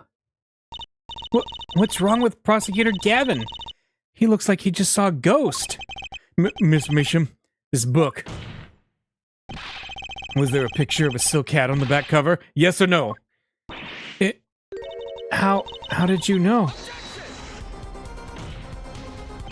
Prosecutor Gavin, the defendant is answering all of your questions. Stop badgering her. He's told you nothing, has he? You're a soiled, sullied mentor. Nothing? Prosecutor.exe has stopped working. Yes. Yes. He needs to do a hard reboot. Sullied? Who? Phoenix Wright. Who else? Daddy? He never told you about the trial 7 years ago? About how he came to lose his attorney's badge? It was a certain piece of evidence that decided his fate, you know. A certain diary. On the back it bore the mark of a silk hat. What? Phoenix Wright tossed out of the profession by false evidence? And the forger who made that evidence? Is this girl standing right in front of me? Vera, you must tell us. The evidence you made was used in a trial 7 years ago. Who asked Drew Measham, you, to forge that evidence? For all of our sakes, who was it?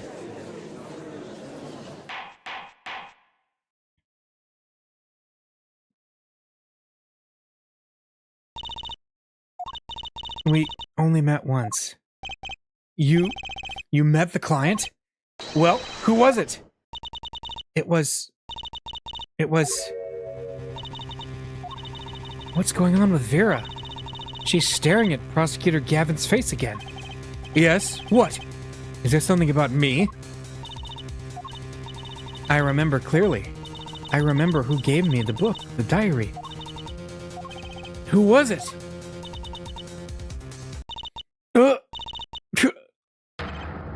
Vera.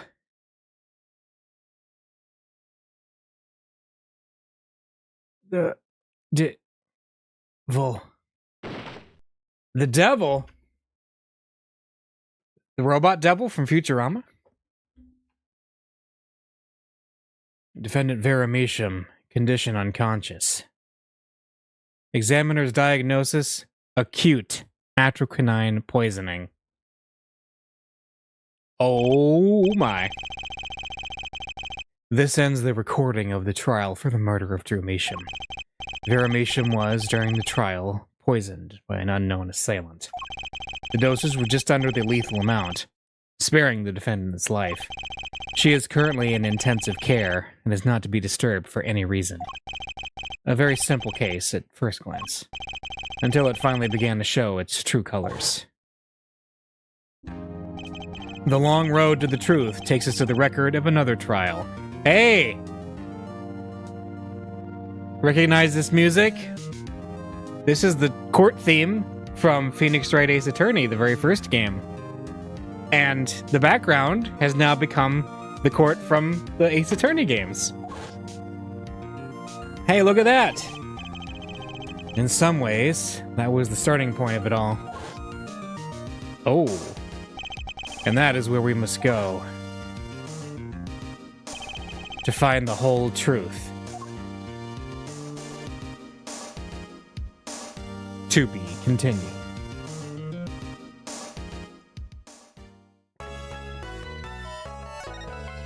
All right, we're going to take you back to the past. 7 years ago trial. So ready? We're going back 7 years.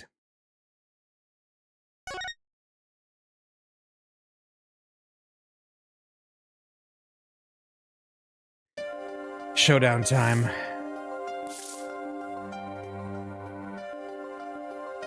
I lost. It's only a game of poker. A game I've played for a long time. And only lost twice. Who was the first? The man I killed, of course. Well, it seems I've found the partner I've been looking for all along. Over a game of cards? Why, yes. Over a game of cards. Hey, that looks like the victim from the first game, or the first case. That was how we first met, 7 years ago. 7 years earlier, Phoenix Wright's final trial.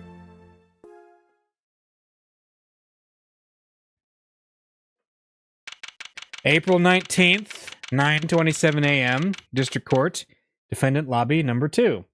All right, so we're back 7 years in the past, and this is shortly after Phoenix Wright Trials and Tribulation would have ended. So, yeah. Whew, okay. It's been a long time since I felt like such a rookie, and we're back to the original courtroom music, too, or the outside music. I gotta try and relax. Good morning, Mr. Enigmar. I'm sorry to have sprung this on you so suddenly. I received the files from your previous attorney only yesterday. Honestly, I'm not entirely sure I'm prepared. Alright, what do we got in the court record? Crime scene photo. Body found in hospital room, shot in the head. Okay.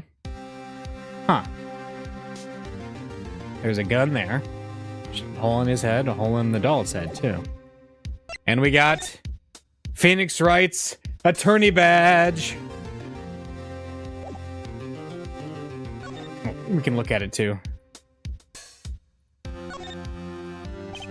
Each attorney's badge has a number engraved on the back. No two numbers are the same. So if you drop it, people will know it was you. Better make sure I don't lose mine. Oh, foreshadowing. Magnifi's autopsy report. Cause of death, single gunshot to the head. Estimated time of death, 11 to 11:30 p.m. Okay, so we got Shady Enigmar. The client in this case usually goes by his stage name, Zach Grammari. Remember the victim in case 1 was named Shady Smith? Interesting, huh? And then Magnifi Grammari, the victim in this case, died after being shot in the head while in the hospital. Okay. Alright, Phoenix isn't prepared. I understand, I'm asking the impossible of you. Yes, well, you haven't really told me what happened yet. All we did was play cards. And that was enough. Actually, it wasn't. Trust me. Hey, who could this be? Oh, morning, Daddy! Oh, I'm so glad you came. You okay, Daddy? They picking on you? I'm fine, as always. This old boy is here to help me, after all. That's young man to you. Good morning. That's a cute outfit you have on. Thanks. My first show's today, after all. Oh, I'm sure it is. What the heck is she talking about? Oh, old boy. Huh? Me? Look what he started. Here. It seems fate's clock will make me wait a little longer. At least only less than 10 swift minutes remain. To all those who have supported me in my life's work, I give thanks. Farewell. Is this the diary page? What's this? I don't know. I just got it over there in the hall. They told me to give it to the old boy in the blue suit with the spiky hair. They said it was really important. What's this? A memo for you or some such? Not from the looks of it. What is this? Looks like a page from someone's diary. I'll give it a read later. Alright. Notebook page. Added to the court record. Well, how do you feel about the trial today? We'll get through it, somehow.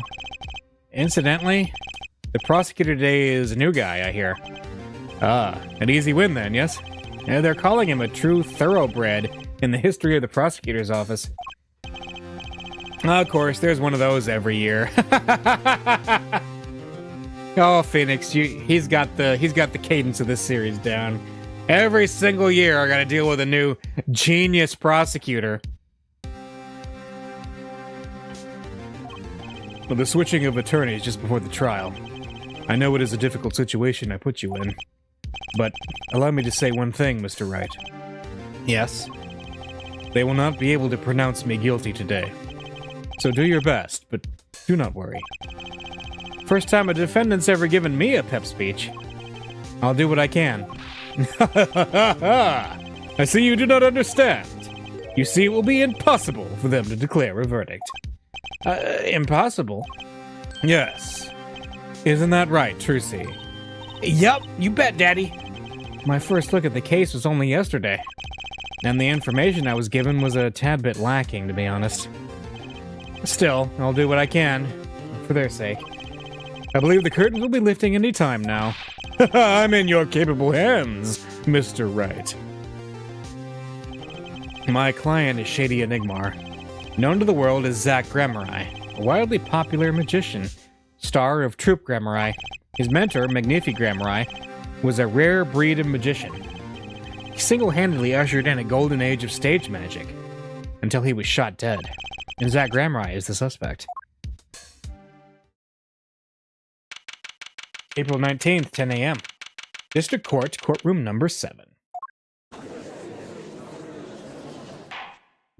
The court is now in session for the trial of Shady Enigma. The defense is ready, Your Honor. Is the prosecution ready? I was just thinking, is this what all the fuss is about? Bit of a buzzkill, really. So, okay, he's wearing sunglasses, and he doesn't have his coat on, I think are the key differences here. Is he in the court record yet? He's not. And there's Trucy Enigmar. Zach Grammari's daughter, already dresses the part of a magician to the hilt. She's 7 in this. Okay. Bit of a buzzkill, really. Buzzkill? Is this some new kind of crime? One of the worst. This is a trial, yeah? Where are the sweaty palms, the pounding hearts? A Gaviner's concert's got 10 times the thrill this gig's got. Who were you again? Clavier Gavin. I came to get the party started. Legally, yeah? Gavin? Defense attorney Christoph Gavins? Figured my bro's more famous in this part of town. Clavier Gavin. Lead singer for the mega hit band The Gaviners. You're out of your league, rock boy. I know what you're thinking. You're out of your league, rock boy. True, my debut single, 13 Years Hard Time for Love, went platinum overnight. But that's just a hobby to me compared to this, yeah? Talkative, aren't you? I like your affected Euro rock accent, by the way. I'm just getting warmed up. Herr Attorney Wright. Perhaps you would be so kind as to fill us in on the case? Achtung, baby! Time to call on the opening act. What was his name again? Ah, yes. Detective Gumshoe! Hit it! Oh. He's back. And you are? Hey, you were the one who called me up here, sir. Name's Dick Gumshoe. I'm a homicide detective down at the precinct. Detective Gumshoe. Long time no see. Hey, you! Me? Today's the day, pal. Today I win and you lose. I got confidence in my testimony today, see? What? You normally lack confidence in your testimony? Here, detective, this is my stage. Can the antics. All this hey youing and such. And I could care less about your history together. Very well, Detective Gumshoe, if you would. Please tell us about the case at hand. It happened 6 days back in the room of the General Hospital. The facts are as simple as they come. Here's the crime scene. The victim was a patient, asleep in a hospital bed. The killer comes in, puts a pistol to his forehead, and bam! Lights out. And them's the facts. Not so long ago, the victim, Magnific Grammari, was a famous man. He had the entire country under his magical spell, as it were. So he's balancing on a cane with a cat and a turtle and an elephant? Ah, yes, the great magician. He retired years ago, though. Say the name Magnificent to one of my generation, and you'd be lucky to get a blank stare. Yes, though I'm sure the youngsters today know his disciples even better. I dare say Troop Grammari has made quite a name for themselves. Anyhow, the retired Magnifi's been in the hospital for the last year. What was it? Malignant tumor or something. Doing something to his liver, I think. Yeah. A malignant tumor, perhaps? In other words, he had liver cancer. He had only 3 months left to live, in fact. Alright. He was diagnosed with a malignant cancer. The facts do seem simple enough, but something's not right. The victim was already climbing a 3-month stairway to heaven. We'll not wait for him to knock on heaven's door. Why shoot him? I wouldn't have put it quite so lyrically, but it's true. Why make the effort to commit murder when the victim was about to die? Incidentally, the victim had a serious case of diabetes. Diabetes? In fact, he was about to shoot up with insulin when he was shot with a pistol. The syringe was found at the crime scene. Chronic diabetes and cancer. As much as it pains me to say it, the victim was clearly at the end of his life. Alright, small syringe. Alright. I believe the question before us is clear then. Why did the killer have to shoot this dying man? What reason could he have had? Very well, Detective. Perhaps you can enlighten us as to the circumstances of the shooting. Yes, sir. Alright. Actually, the victim kind of ordered the defendant to do him in. A few days before it happened, the victim sent a letter ordering his own murder. The defendant did what was asked of him and shot the old man in the forehead. The bullet was fired from the pistol found at the scene, no doubt about it. And the pistol definitely belonged to the old man, sir. What? You're saying the victim ordered his own shooting? Those are the facts. I have here the letter in question. To my beloved student, Zach. To you I entrust the task of lowering my life's curtain. Okay? Alright, Magnifi's letter entered the court record. Very unusual indeed. Although, could such a thing as a letter really cause one to pull the trigger, I wonder? I believe the answer to that question can be found at the end of the letter. Ah, you cannot refuse, and we both know the reason why. Detective Gumshoe, can you explain this to the court? Unfortunately, even the defendant won't say a peep about that bit, sir. One thing bothers me about this. Why didn't he just say 11? Yeah, 11:05. Why have him come at 11:05 without some specific reason? The devil is in the details here, attorney. Well, was there some reason? As it turns out, there was. Every night for a half hour, starting at 11, the victim, Magnific Grammari, was given an IV. An IV. There it is in the picture, off to the side of the bed. At 11, a doctor would come to set up the IV. 30 minutes later, he would come back for the empty bag. This happened every night without fail. So that was the only time they could meet without the chance of an untimely interruption. During his IV. Very well, shall we begin? Mr. Wright, your cross-examination, if you would. What's this reason he couldn't refuse, I wonder? He could have at least mentioned it to me. Alright, cross-examining Gumshoe, just like the good old days of a few months ago. So the victim kind of ordered the defendant to do him in. Alright. Just because he got the letter doesn't mean he went through with it. Oh, I disagree. The victim was, indeed, shot in the forehead after all. just as he had commanded. It could be a setup, but let's not be in such a hurry. Maybe we should let the witness talk for a change.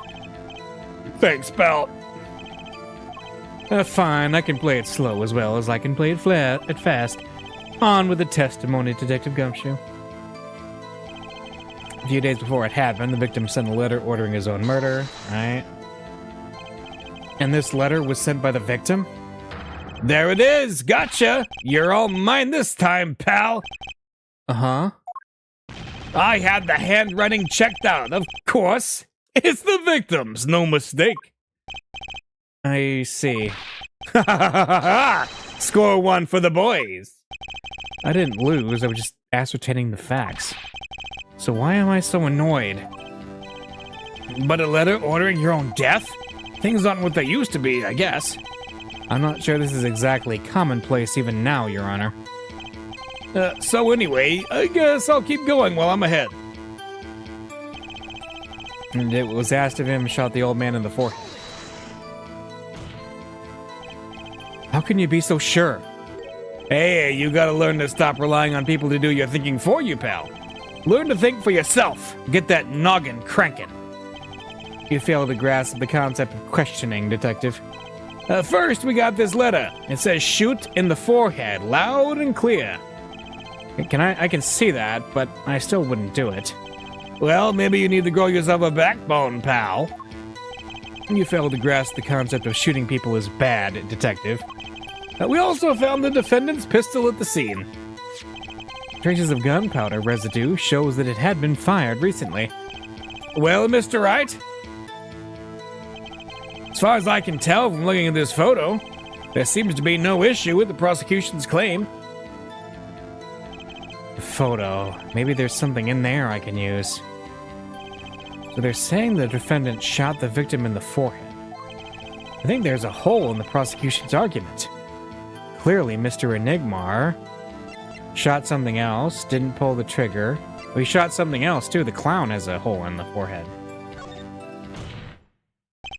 Looking at this photo, another possibility occurs to me. Yes? What does the letter tell us? That the defendant had a reason he couldn't refuse. His teacher's wishes.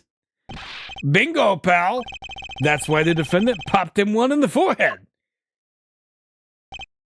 Oh, the defense disagrees. You see, the defendant had another choice he could make. What, and you can prove that with this photo? I can prove he had a choice, yes. The defendant might have fired like he was ordered, but he didn't shoot the victim's forehead. Well, let's hear what you're thinking, Mr. Wright. If he didn't shoot the victim's forehead, what did the defendant shoot? That's kind of glaringly obvious. The clown doll? Take a closer look. See? It's been shot in the forehead, too. Ah, there's a hole in its forehead. Yes, and a hole in the prosecution's claim. Huh, and I suppose you have a reason as to why he'd shoot the clown doll? He didn't just shoot the doll, he shot the doll's forehead. His forehead? Let's read the orders once more, shall we? You will shoot one shot square in the forehead, which is exactly what he did. He shot the clown doll square in the forehead. The defense has raised an intriguing possibility. That hole in the clown's forehead, it definitely looks like he was shot. Bailiff, send someone to investigate this matter. I admit I'm impressed, but I expected nothing less. Still, this doesn't mean he didn't shoot the victim. Perhaps he did have to shoot a forehead, as ordered, but the letter says nothing about whose forehead. This was the only way he had to follow his orders without taking a life. The bullet hole in the clown doll's forehead does demand an explanation. It might very well be a clue, yet Prosecutor Gavin is right. It alone does not prove the defendant's innocence. You cannot say for sure the defendant didn't shoot the victim. So sorry, Mr. Wright. How sad it is to see the mighty fall. How sad it is to see the novice's overconfidence. He doesn't realize just how big this little hole is going to get. Detective Gumshoe, please take this newfound fact into account as you continue your testimony. So what if he shot the clown? He still shot the victim, pal. Let's see. So let me get this straight. You're saying my client first shot the clown, then shot the victim? Hey, another bad summary, pal. More of a confirmation than a summary, but whatever. That was really more of a confirmation than a summary. But our defense attorney seems pleased enough with himself. Do these people ever miss a chance to mock me? Well, now that Mr. Wright's gotten that out of his system, shall we continue with the testimony? I didn't have time to gather all the details before coming in here. This testimony might be the only source of information. Better pay attention and read this letter carefully. Alright. It was fired from the pistol found at the scene, no doubt about it. And the pistol definitely belonged to the old man. So what if he shot the... Alright, let's look at the letter again. Entrust the task of lowering my life's curtain. Calendar the 13th, 11:05 p.m. We'll ready a gun with which you will shoot one shot square in the forehead. Cannot refuse, and we both know the reason why. Alright, that would require 2 shots. He was instructed in the letter to fire 1 shot. So I think there's the contradiction. Let's see. No? This evidence clearly reveals the contradiction in that statement, Your Honor. How exactly are the evidence in the statement just now related? They aren't, are they? Not at all. Mr. Wright, please think the facts over before making accusations. I don't think that won me any points with the judge. Okay. So...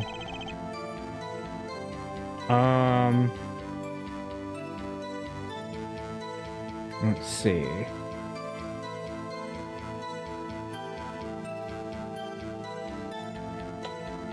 Did I miss thing maybe? The defendant did what was asked and shot. The old bullet was fired. No doubt about it. Let's see. You mean this pistol? The one in the crime scene photo? Yeah, we don't have that in evidence yet. That's the one! It's a funny looking gun, so there's no mistaking it. We compare the bullet taken from the victim's skull with a bullet fired from this gun. The rifling marks on the bullets were a perfect match. So you verified the murder weapon, in other words? You bet we did. And the pistol definitely belonged to the old man, okay? Why are you so certain? What pile of sand has your head been stuck in all this time, pal? You never heard of Zach and Valence Crictois shoot 'em? Huh? What's that? One of the defendant's specialties. Zach and Valence stand on the other side of a girl. Then they shoot. Oh, there's Valent without his mustache. And there's Zach or Shady, and then who is this? But the bullets don't hit her. Instead, they hit everything else on stage. This was one of the pistols they used in their show. Got a great design, huh? The kids love it. Many boys and girls join the police because of that pistol, I hear. You know, that would explain a lot about the police force. Trip Grammar stopped doing that act a while ago. The old man held on to that pistol ever since. Why did they stop? The court would like to see that pistol in question. You got it, sir. Here she is. Well, this truly is a blast from the past. It's a stage pistol for magic shows, see? But it can fire real bullets. It looks so much bigger in real life than on TV. Yeah, but it can only hold 1 round. Oh, what? And by the way, the pistol's firing chamber is empty. And it shows traces of having been fired recently. So were any fingerprints found on the gun? Unfortunately, no. Of course, the defendant is known for wearing gloves. We might say that a lack of fingerprints is, in fact, a fingerprint of its own. Aha! Intriguing point. Well made. Whoa. Not well made. Not intriguing. In any case, the court accepts this evidence. All right. Fires 1 real bullet. Barrel marks match bullet found in victim. No fingerprints found. Got it. My grandchild would get a kick out of seeing this. But now it's time to return to our testimony. Let's see. When we shot the clown. This, okay, I think now we have evidence to present to this. Yeah. The trickiest cases often seem the simplest. Prosecutor Gavin, you missed the bullet hole in the clown's forehead. If you hadn't missed that, you might have come to a very different conclusion. Understand? Yeah, but like I just said, pal, after he shot the clown in the forehead, he went and... Did nothing of the sort to the victim. The pistol proves he couldn't. The murder weapon? How? It's quite simple, Your Honor. This pistol only holds one bullet at a time. Ah! If he had shot the clown in the forehead, he couldn't have shot the victim, too. Yeah! That's not a contradiction. Not even close.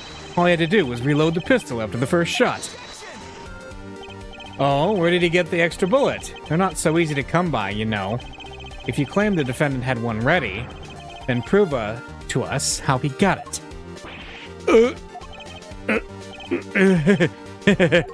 I had a feeling this wasn't over yet. No, this part is just getting started. And I haven't proven anything yet, beyond my good looks and startling record sales. An utter lack of humility. And what's this? It seems that the prosecution has another witness prepared. Like I said, Hair Detective was just a warm-up act. Ugh. Now that the audience has gotten a taste of what's to come, they're ready. Ready for what? For my decisive witness, of course. A witness who, you will find, can prove one thing for us. That it was Zach Grammari who shot the victim in the forehead. Very well. We will pause for a 15-minute recess. This might be my lucky break. I'll need that 15 minutes to talk to my client, Zach. Court is adjourned. All right. We got another to be continued here. And, I hope you like seeing Detective Gumshoe there. That is his, to-date final appearance in the Ace Attorney series mainline. So, farewell, Gumshoe, via con Dios.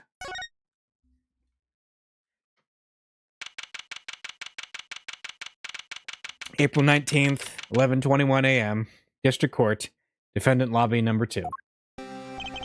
Very impressive, Mr. Wright. I have to say, I expected nothing less. We've only just begun. I was hoping you could tell me a bit more about what happened, actually. I did not think you would believe me if I told you. Better that you discovered the truth for yourself. I was thinking of you, you know. I think we need a little less thinking and more talking. That night in the hospital. What really happened? Ah, the way your eyes gleam, Mr. Wright. You'll scare Trucy. Speaking of which, where is she? You have seen the problem yourself, the letter. The one shot in the forehead. One, right? Yes, and the reason he speaks of. I could not deny my mentor's wishes, even if it meant my own death. Why not? This is something I will not say for now, at least. What's this for now business? I have done many things in my life, some well, some poorly. But this is a cross we must bear alone to our graves. We? You wanted to know about the night of the incident? Finally, this guy sure likes to take his time getting to the important stuff. Of course, I had no intention of shooting my mentor. I snuck into his room that night at the appointed time, and found there upon his bedside table 2 pistols. Ah. 2? Yes, the one I had used on stage, and the one that had been used by my partner, Valent. Oh, for the Zack and Valent's quick draw thing? My mentor had the look of one sleeping. I stood by his bedside, hearing only the light sound of his breathing. Then I took the pistol into my hand. I cannot deny that my resolve faltered then for a moment. You faltered? You mean you thought about shooting him? Recall, there was a reason I could not refuse his request. His last such request, though not his first. So, there were other requests you couldn't refuse before? To be honest, I've not always been steadfast, and I fear I've brought pain upon Trucy. Was Magnifi coercing his disciples somehow? Just what was going on in Troop Grammari? Yet, in the end, I did not shoot him. Instead, I turned and shot the clown. I took the pistol I'd fired and placed it in my pocket. In your pocket? I believe if you examine the bullet in the clown's head, you'll find it to be different than the one in my mentor. What were those called? Rifling marks. Yes, well, that is all I have to tell you concerning the case. Concerning the case? You mean there's something else you can tell me? You are a fascinating man, Mr. Wright. Thanks. Yes, there is something. My mentor, his eyes opened. What? Magnifi Grammari? The old devil. He was not asleep, you see. Of course, the gunshot would have woken him anyway. Right? And there we had our last discussion as mentor and pupil. It was not a long discussion, maybe 5-10 minutes or so. What did you talk about? Ha ha ha, Mr. Wright. Did I not just tell you? It does not concern this case. That Grammari, he seems pretty steadfast to me, or maybe just stubborn. Mr. Wright, your presence is requested in the courtroom. Once again, I am in your hands. Right. Let's get back in there. Apollo 19th, April 19th, 11:37 a.m. District Court. Courtroom number 7. Court is now back in session. During our recess, a bullet was found and dug out from the clown's head. Oh, well, this is news. And the rifling marks? There wasn't time to do a detailed analysis, though they did find the weapon type matches the murder weapon. Well, that's not very conclusive, is it? Which is why I'm about to call my very decisive witness. Your decisive witness? How many times have I heard those words? Though they often turn out to be far less decisive than you think. Oh, don't worry on my account. I'm quite confident this witness will do the job. After all, he is intimately acquainted with the players in our little production, being the other half of Troop Grammari's famous duo, Zack and Valent. Oh, it's Valent. Valent Grammari. So we get to meet the great Magnifi's other disciple. There he is. Perhaps we'll start by asking your name and occupation. Valent Grammari, magician. And you're the decisive witness, are you? You can prove your fellow student, your partner's guilt? Fate. The grand illusion. Filled with traps and tricks. Wait, the shooting took place in that hospital after 11 o'clock at night. If you're a witness, does that mean you were there that late? If one were to deduce this logically, the conclusion is yes! Okay. I always get the characters, don't I? Yes, you do. I have an interesting fact for you. You see, several days before the crime, my witness received this. That looks very familiar. Wait. That's the same letter Zack Grammari received. Yes, or perhaps I should say, ta-da! Order! Order! Order! And what does it say? Surely not the same thing. Perhaps you should see for yourself. Okay. Why, it's practically the same. Oh, wait a minute. It is practically the same. It is not the same, though. Because the first letter says to do the deed at 11:05. This letter says to do the deed at 11:20. The court accepts this into evidence. This is most unusual. Exactly what was going on with you folks? What exactly was your Troop Grammari up to? By which you mean? I'm just having trouble envisioning a man who would ask his students to kill him. Both of them, no less. Just my opinion, Herr Judge, but from these letters, I'd say he was coercing them, not asking them. We walked the magician's path together, and in so doing, shared much of our lives. When people are so close, there is strain, a warping of relations, you might say. Yeah, this has nothing to do with the case at hand. By which you mean you're not going to tell us. Which makes me wonder even more about this reason they couldn't refuse. Well, let's get on with the testimony for starters. The defendant, Zach Grammeri, stands accused. Tell us why. Oh, I'll do more than that. For where he walks, the red roses rise, singing hymns to the miracle that is magic. Fascinating, though I hardly need to remind you that the evidence could just as clearly point to you as the suspect. The letter, the murder weapon, and now the 2 bullets found at the scene. In fact, the only difference seems to be the designated time. As every magician knows, timing is everything. Yes. And now it's time to get this party fired up. All right. The night of the crime. That night, I visited the hospital room at the time Magnifi requested. The smell of gunpowder hung in the room, and my mentor had taken his final bow. I did not imagine my fellow student might have received the same instructions. Yet a deal with the dead is still a deal. Death's sweet kiss I gave to the clown. Then I informed the doctor and the police. Okay, so he shot the clown? So you were the one who reported the crime? Indeed, I would think. This fact alone would clear my name of suspicion. Let's not jump to any conclusions. Yes, the cross-examination generally comes before the conclusions in this court. But if your testimony proves to be true, then the defendant, Zach Grammeri, is guilty. If it wasn't Zach Grammeri, then the killer was you, Valent. And no disappearing act will get you out of that. Alright. Night of the crime. That night I visited the hospital room. Okay. Which, according to the letter, was 11:20 p.m. Indeed. In magic, timing is everything. Right. Consider the illusion of teleportation. If I had to appear on stage before my stunt double is left, how would that look? Why, it would reveal the very secrets of my magic. Now that you've revealed the very secrets of your magic for all of us, let's move on. You went at the designated time, and what did you see?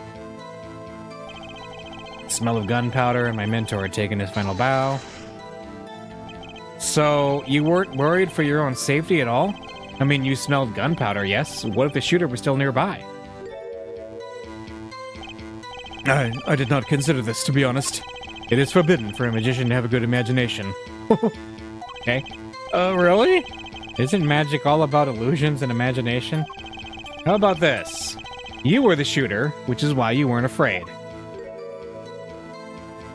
Now you're the one imagining. It is forbidden for a lawyer to have a good imagination. Now, the witness will refrain from pausing so suspiciously before responding. My forbidden imagination is starting to imagine things. Yes, we don't want the judge to imagine anything. I did not imagine my fellow student might have received the same instructions, okay? Which brings us back to this reason neither of you could refuse. So it does, and my partner, he did not refuse. But Magnifi wrote the same thing to you. Why could you refuse if Zach couldn't? Because I have a will of steel, of course. I also do this trick where I bend steel bars, so perhaps steel isn't all that strong. So which is it? Mind if I continue? Yet a deal with the dead is still a deal. Okay, he shot the clown. That's a big one. There were 2 bullet holes at the scene, one in the victim and one in the clown. You're saying the one who shot the clown was you? No doubt my partner Zach has said much the same. Yeah, because whoever didn't shoot the clown committed murder. I better dig around here a bit more and see what I can turn up.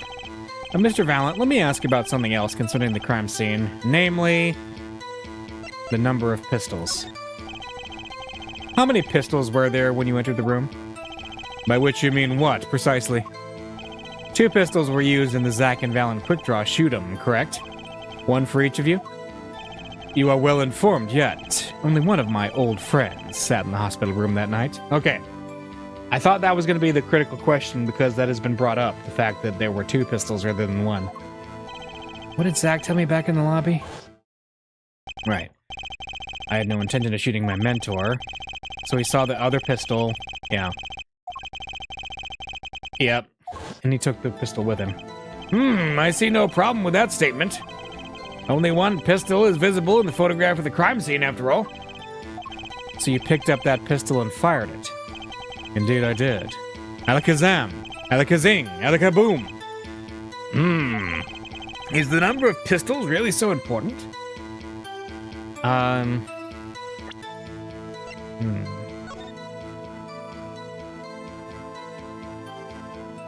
me see. Can we look at this? No clues here. What about this? There we go. If you look closely, you can see how the pistol's made to bend here. It's a one-shot only model, and I guess this bend is where you load it. So this is the famous Gramurai Golden Gun. They say kids used to love pretending they had one of these. I wonder if they pretended to miss their targets, too. Ah, I wonder. And what does this letter say? It seems fate's clock will wait me a little longer, at least in less than 10 swift minutes remain. To all those who have supported me on my life's work, I give thanks. Farewell. Okay.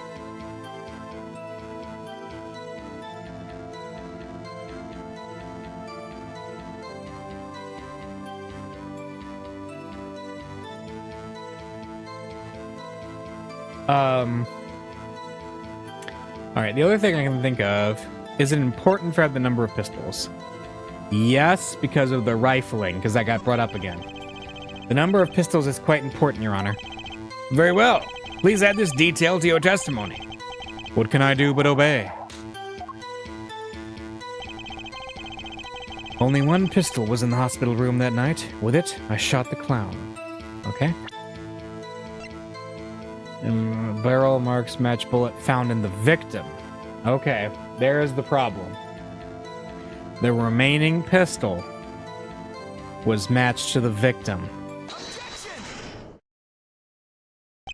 According to the defendant, Zach Gramurai, when he entered the room, there were 2 pistols on that table. 2?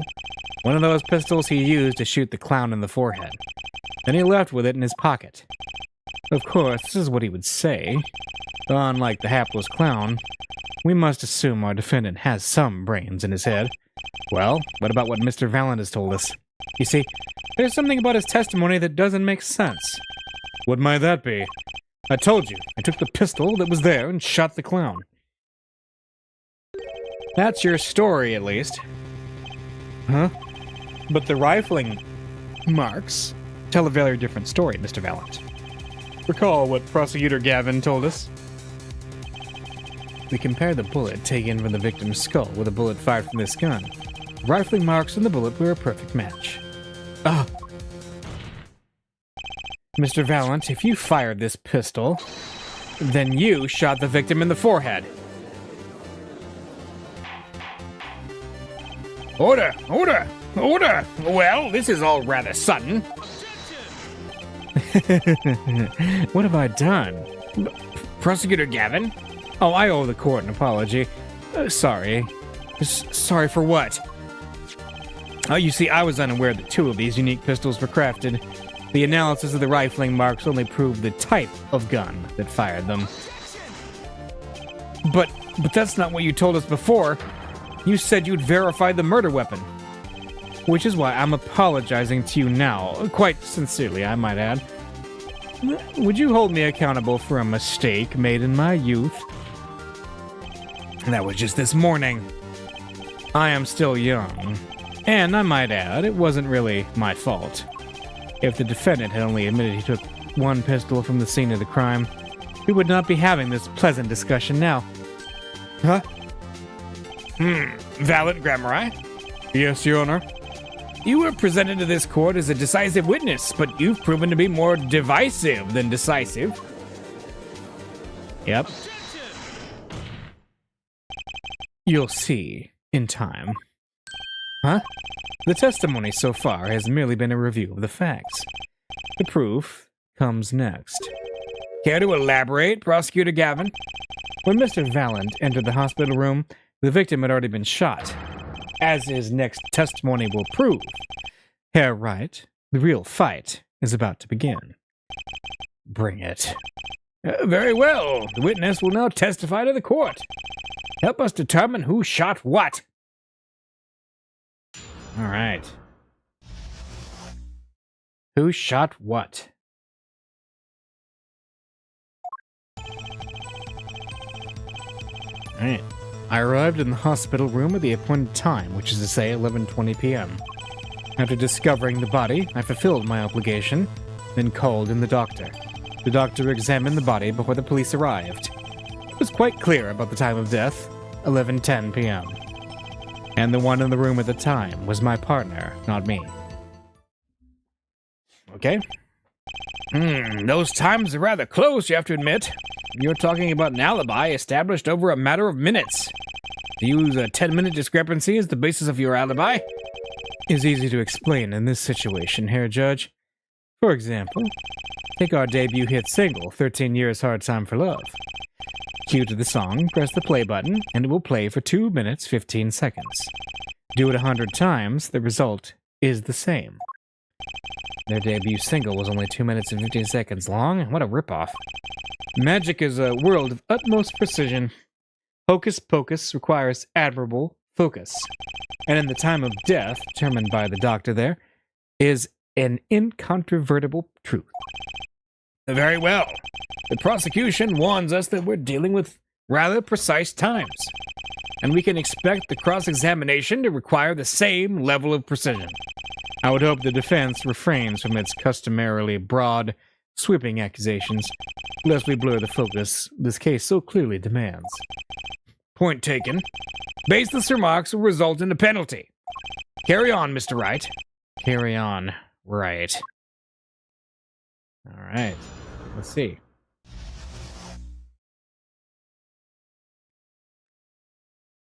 All right. Is that an indication that we're getting a mo here, where we get pressed? All right. I arrived at 11:20. Well, we don't really have anything that's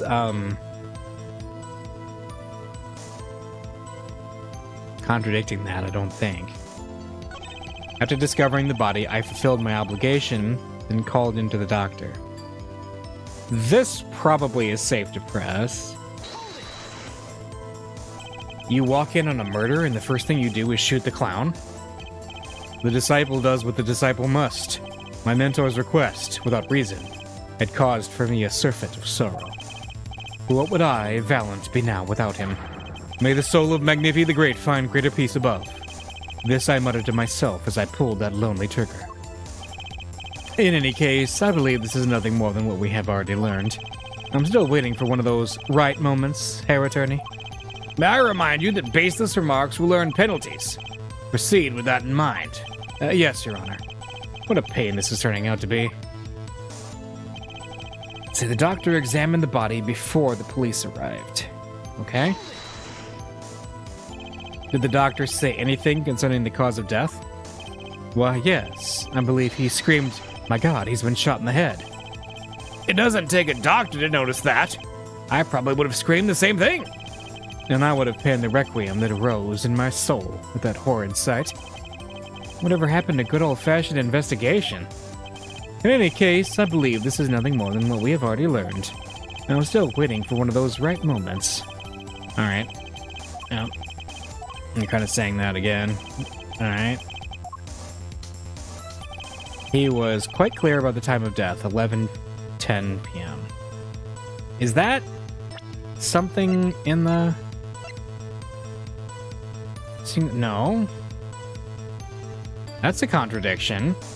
The estimated time of death is 11 to 11:30.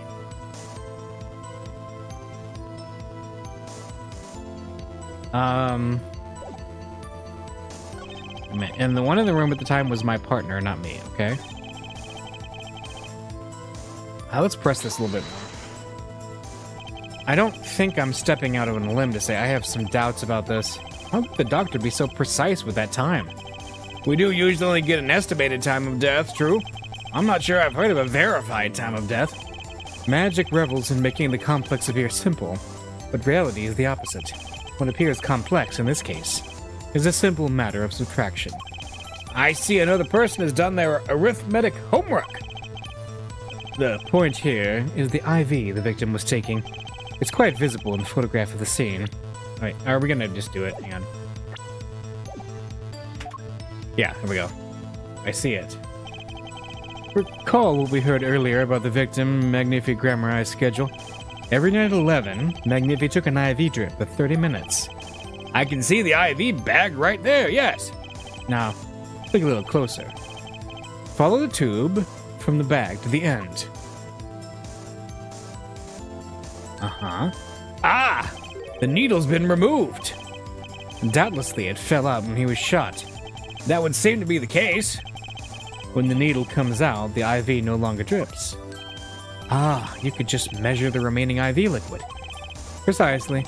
The IV liquid functions, for our purposes, as an hourglass of sorts. This is how the doctor determined the time of death. From the amount remaining in the bag, it was determined that the IV had stopped 10 minutes after administration began. Okay. That's good to know. And so it was when I, Valent, entered that room. 10 minutes had passed since that horrible crime was committed. Alright, and this is proof. Well, Mr. Wright? Did that seem important? Yeah, it did. Well, seeing how it is the biggest clue we have to the time of death, I'd say it's very important. Agreed. It would be hard to imagine a more precise way to determine the time. Behold the power of arithmetic. Very well. The witness will add this detail to his testimony. Sometimes the most magical thing of all is the truth. Nice. Okay. The water of life springs down eternal. The remaining IV liquid proves my innocence. Okay. Let's press. Did you notice the IV yourself by any chance? When I first entered that room, the stench of gunpowder assailed me. Next, the mark of death upon my mentor's forehead. And then his left arm did I spy a rose, drooping and wilted. Its thorn, the discarded IV needle. Knocked from the vein by the force of the shot. Luckily for you. If that IV had not been there, why, you might be a suspect. Indubitably so. I might say it's thanks to my lucky color. Your lucky color? Indeed, even today I wear it proudly upon my suspect self. For it always, without fail, brings me luck. Why, when Zack and Valent won their first Magician's Grand Prix. Yes, the very one held by the Association of International Magicians. I was adorned in this attire then too. And our trophy, a bust. Ah, what a day that was. Is that a reference to the circus case? I think it is. Oh, this is one trip down memory lane no one needs. Is that a knock on the circus case? My lucky color, yes indeed. And that IV too. I say I think 'twas hued especially for me, Valent. Wait a minute. It's not yellow, it's green. That does seem to be the case. I know this all tied back to the circus case. It does. It does. Well, Mr. Wright, any thoughts on this testimony? Valent sure looks happy with himself. Okay, how about this lucky color testimony? There is a contradiction. It certainly sounds like your lucky color has brought you plenty of luck. But not this time. Mr. Valent, your lucky color has betrayed you. I'm afraid you've lost me. Your Honor, the witness's testimony just now clearly contradicts the evidence. What? Please recall my warning at the beginning of this cross-examination, Mr. Wright. Baseless accusations will be duly penalized. I do hope this latest accusation is well-based. Don't worry, I've got all your bases right here. Oh, I thought he was going to say, I assure you, it is quite based. Like he did earlier. Very well, let's hear the defense's claim. Where is your evidence that contradicts what Mr. Valent has told us? The photo. The crime scene tells all, Your Honor. The photo of the crime scene? All this talk of color has me yearning for black and white. Clear-cut simplicity. Tell us, Herr Wright, just where is the contradiction in this photo? My pleasure, and I assure you, it's quite simple. But I can't promise anything in black and white. Let's hear what Mr. Wright has to say. Mm-hmm. What in this photo contradicts the witness's testimony? The liquid. Valiant Grammari, let's get one thing straight about your lucky color. It's yellow, yes? Kind of takes the mystery out of it, but yes. Something wrong with yellow, Mr. Wright? Yes, there is. Decisively wrong, in fact. Take another look at the photo of the crime scene. What's this? Confusion, doubt. Tell us, what do your elderly eyes spy? Even my elderly eyes can see a problem here, Mr. Valiant. Look at that IV bag. What is this? What foul magic? It would be hard to call the IV liquid yellow. And I'm afraid no magic was involved in the taking of this photograph. Alaka, no!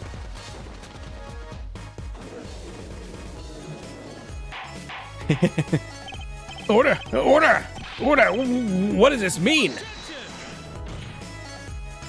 This is some kind of mistake. Yes, Prosecutor Gavin. Your witness's mistake. Huh? The greener they are, the harder they fall. I suppose there's no substitute for experience. Valiant Grammari, as you reminded us several times, your lucky color is yellow, but the IV is clearly not. Well? This contradiction can mean only one thing. And to think, you almost had me. Huh? I see your true colors now, Ace Attorney, Phoenix Wright. Hey, he said the thing. Something you'd like to tell us, Prosecutor Gavin? As far as this court can tell, the witness's testimony doesn't contradict the evidence. Yes, a contradiction. One that I shall be pleased to hand right back to Mr. Wright. How do you mean? How? Because the witness has made no mistakes. I agree, at a glance, the IV liquid does appear a sort of greenish yellow, but I assure you the liquid itself is quite yellow. Yellow liquid? How can you say that? As far as I can tell from this photo, it's green. Yes, but what color is the IV bag itself? The bag? You mean the plastic bag on the hook? It looks like I want to say light blue? Precisely. You figured it out yet? Put a yellow liquid in a blue bag and you get green. This, incidentally, is the liquid's true color. I see. Your explanation does have the ring of truth to it.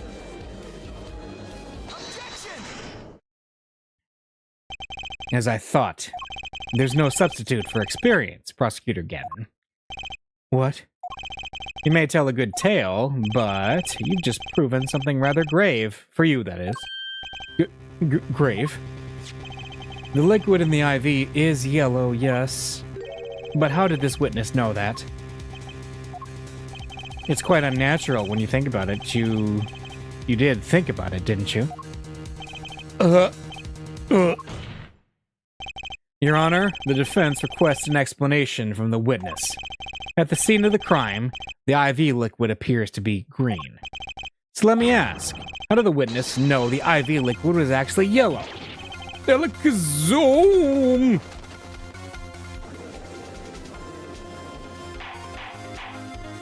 Order! Mr. Wright, you'll explain this at once. The witness clearly knew the color of the IV liquid. So I'm sure it means something, but what? I can think of only one possibility, Your Honor. The witness, Valiant Grammari, has testified that the IV liquid was yellow because it looked yellow, he'd seen it before, he knew the IV liquid's color. He knew the color, right? From the facts before us, the answer is clear. The witness knew that the IV liquid was yellow. Why? Because he'd seen it before, but not inside the blue bag we see in the photo. He saw the liquid by itself in a clear, colorless bag. I suppose he would have had to, but I'm still not clear what any of this means. Ask yourself, why would he know if he didn't work at the hospital? That's where you'll find your meaning, Your Honor. I'm afraid I find nothing, so what if he knew the IV liquid's color? Leave the getting excited over absolutely nothing to our teeny bopper fans, yeah? The IV liquid is the only evidence proving the time of death. A 30-minute hourglass with 20 minutes worth of sand remaining. Your claim, Prosecutor Gavin? I remember it well. However, there's a critical difference between an hourglass and an IV bag. Wait, I know. An hourglass uses sand, but an IV bag uses liquid. I'm right? As much as it pains me to say this, Your Honor, no.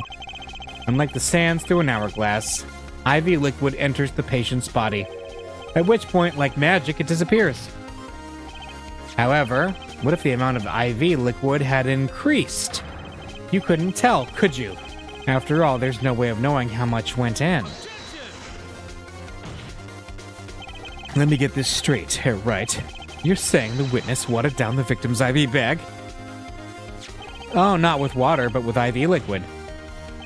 That's how you knew the IV liquid was yellow. No, wait! I said wait! How might an amateur such as myself essay to perform such a task? I'm an amateur too, but I can pour water into a cup. I'm afraid there's quite a big difference between a cup and an IV bag. Quite.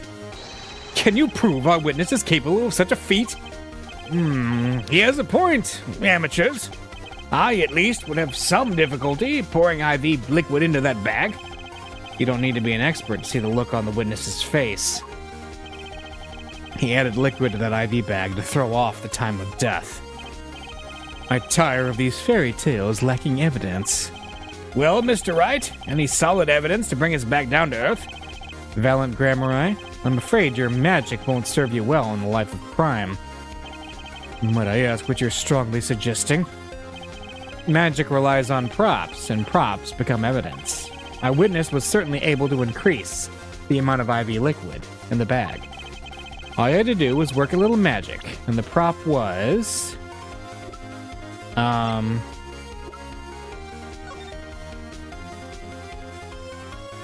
the insulin?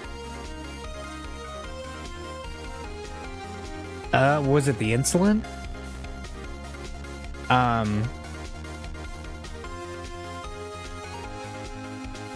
Oh, wait. The syringe. Yeah. Yeah, he used the syringe. The victim's syringe? It's the perfect prop for the magically increasing IV trick. And easy enough for an amateur to use. What kind of evidence is that? The syringe was clean. Not a trace of liquid in it. And don't you find that odd, Prosecutor Gavin? What? The victim had the syringe to administer his insulin shots. There should have been traces of insulin left inside. Well, Valiant Grammari, as you pointed out yourself, the IV liquid makes the perfect clock. One that you could manipulate at will.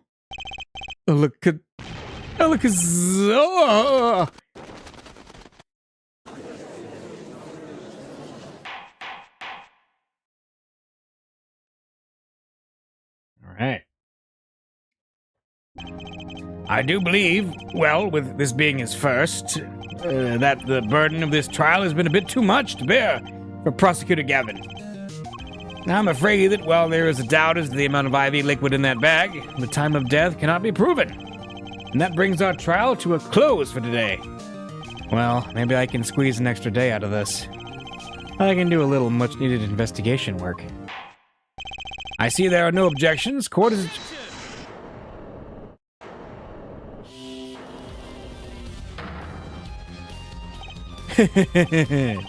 Truly, there's no substitute for experience. Nothing blinds one to the truth so effectively. Huh? A word to the wise. Underestimate the young, and they'll sweep your feet out from under you, in a way you never, ever expected. You see, I know exactly what you're thinking. Huh? What's he talking about? You say the witness used the syringe to manipulate the level of the IV liquid, but there is no proof. There's no proof he didn't do it, either. Yes, quite true. Huh? He's admitting it? Nor was this witness quite as decisive as I'd hoped. This I admit. After all, why linger in the past when the future holds so much? You have something in mind, Prosecutor Gavin? Proof here, Judge. I have another way to prove my case. With evidence, no less. What's this? This is the victim, Magnific Grammarai's diary. Diary? After going into the hospital, Magnific began writing his memoirs, it seems. The story of his birth, his startling debut, and of meeting his disciples. It seems he intended for the last chapter to end, quite appropriately, with his death. Wait, that book doesn't say what the reason was, does it? The reason why his disciples couldn't refuse his last request? Sadly, it does not. What's important here is on the last page. Apparently, the victim wrote in his journal that night, even after the IV had begun at 11 p.m. Let's read it, shall we? Okay. This does appear to have been written just before his death. Okay, I'll read it in a second. The court accepts this into evidence. Magnifi's diary. Okay. Read the very last part with particular care. Okay, so it says, tonight's IV is in, maybe the last. I leave the rest to them. The first should come soon. This journal may end here, or it may go on, but not long. That depends on his hand. All that is left to mine is to, may end here, but not long. That depends on his hand. Of course, by his, he refers to our defendant, Zach Gramarai. Right? Hang on a second. But there's also... all that's left of mine is to lay down the pen. This is the last page. The diary ends here. Huh? What's this? It looks like a page was ripped out. Well now, isn't that interesting? Huh. I mean, we have the unfortunate benefit of dramatic irony to know that this is a forged page.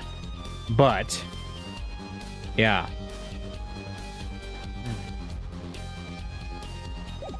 Interesting. He refers to our defendant, Zach Gramarai. That would make sense, yes. He was the first scheduled visitor, after all. But look at what he said before that. This journal may end here, or it may go on. It may go on. Magnific Gramarai intended to write again. That is, if Zach Gramarai didn't pull the trigger. I see the defense understands the meaning of this. The victim's diary does not go on. It ends. Because Magnifi's life was brought to an end by the defendant, Zach Gramarai. Order! Order! Order! Prosecutor Gavin, are you certain that Magnific Gramarai wrote this? There's no mistaking his handwriting. Well, this does seem to be significant. According to this, Magnifi did intend to continue his diary. Yet if his diary ended here, which plainly it did, then the one who pulled the trigger was the first visitor, Zach Gramarai. Well, how do you like me now, Herr Wright? Still too green for your tastes? He's right about the diary, pretty clear. Still, I find it hard to believe that he'd overlook such an obvious problem with this precious evidence. Well, Mr. Wright, the witness's testimony we heard was lacking. But put together with his evidence, it seems quite sufficient for a case. If the diary is accepted like this, the trial's over. Maybe it's time for me to show them something. Alright, let's do it. I'm left with no choice but to show my own evidence. What? You have some evidence that overturns this diary? It's not too late to rethink this and avoid more embarrassment. Very well. Please show us your evidence, Mr. Wright. Incidentally, don't even think of showing us this diary I've just shown the court. Huh? Now that we've come this far, I hope you have something a little more decisive. Show us evidence that proves the victim continued writing his diary. Alright, I'd be happy to. The decisive evidence proving that the diary didn't end with this page is the notebook page. First, take a close look at this diary. Note that a page has clearly been ripped out. What's this? I hadn't noticed that at all. That's why we're still here talking about this. As it just so happens, I have here what I believe to be the missing page. Look, I don't believe it. Looking at this page, it's hard to imagine that the first visitor that night shot Magnifi Gramarai. That's the defense's position. Wait, let me see that. Oh my. What in Sam Hill? Why, this is the continuation of the victim's diary.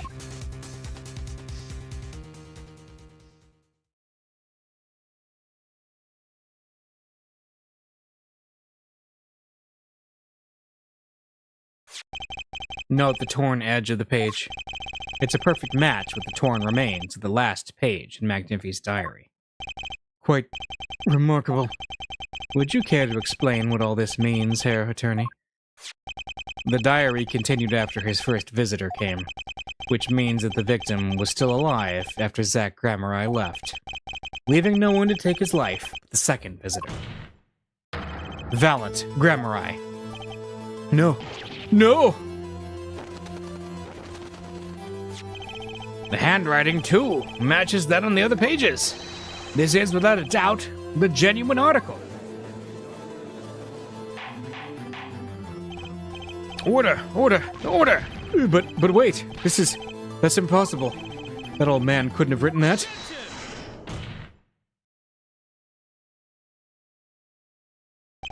Finally. You just couldn't resist, could you, Herr Wright? Resist what? Presenting solid evidence? Herr Judge. Yes, Prosecutor Gavin? Might I request we put the current cross-examination on hold? The prosecution would like to call a new witness. But Prosecutor Gavin, this evidence overturns the current witnesses. I ask only to put it on hold. Please. My new witness has a very, very important piece of testimony to give. 5 minutes, no more. I promise, Your Honor.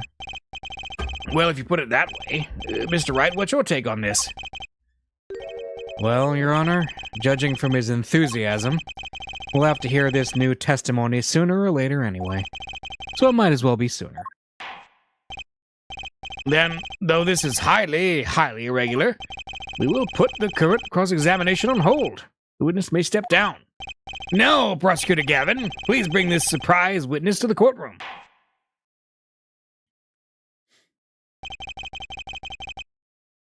I had a bad feeling just then. That ripped-out page was too obvious. He must have known. And I should have known it was a bad sign all around. Hey, that guy looks familiar. Holding trial with no audience is a first, even for me, Prosecutor Gavin. I beg the court's understanding. But I had to make a judiciary deal with the witness to secure his testimony. A judiciary deal? The details of his testimony may have some legal ramifications, shall we say. I thought it best to contain the information to this room. Very well. And you are the witness, I gather? Yes. State your name and occupation for the record. My name is Drew Measham. I'm a painter. A painter? You're somehow related to this case? No, well, not per se. I have one simple question for this witness. Mr. Measham, do you know what this is? Oh, yeah. I know it well. How's that possible? Have you seen this diary page somewhere before? Oh, yeah. I made it. What? You made it? Yes. You might call it one of my works. The prosecutor's office received a tip-off yesterday. Illegal evidence has been prepared for the trial of Zach Grammeri. Illegal evidence? I initiated an investigation and found this witness, a painter to the world at large. Drew Measham has another side, you might say. He is skilled in making perfect reproductions of certain things. Forgeries, in other words. Forgeries? Well, so we ought to understand that this page here is a fake, prepared by a certain defense attorney. Hold it. I didn't prepare this evidence. The attorney speaks. Something about this page, I presume, but what is he saying? It makes no sense. After all, it was you who presented this evidence to us, Phoenix Wright. Witness, Mr. Measham, was it? Who requested this forgery? Who was your client? That, I don't know. What? Most of my clients prefer to remain anonymous, even to me. I make the items they want and receive my payment. That's the extent of my contact with them. But there's no proof this is a fake. It's a fake. Huh? To avoid just this sort of problem, I always put a special mark on my works. I can say without a doubt this is mine.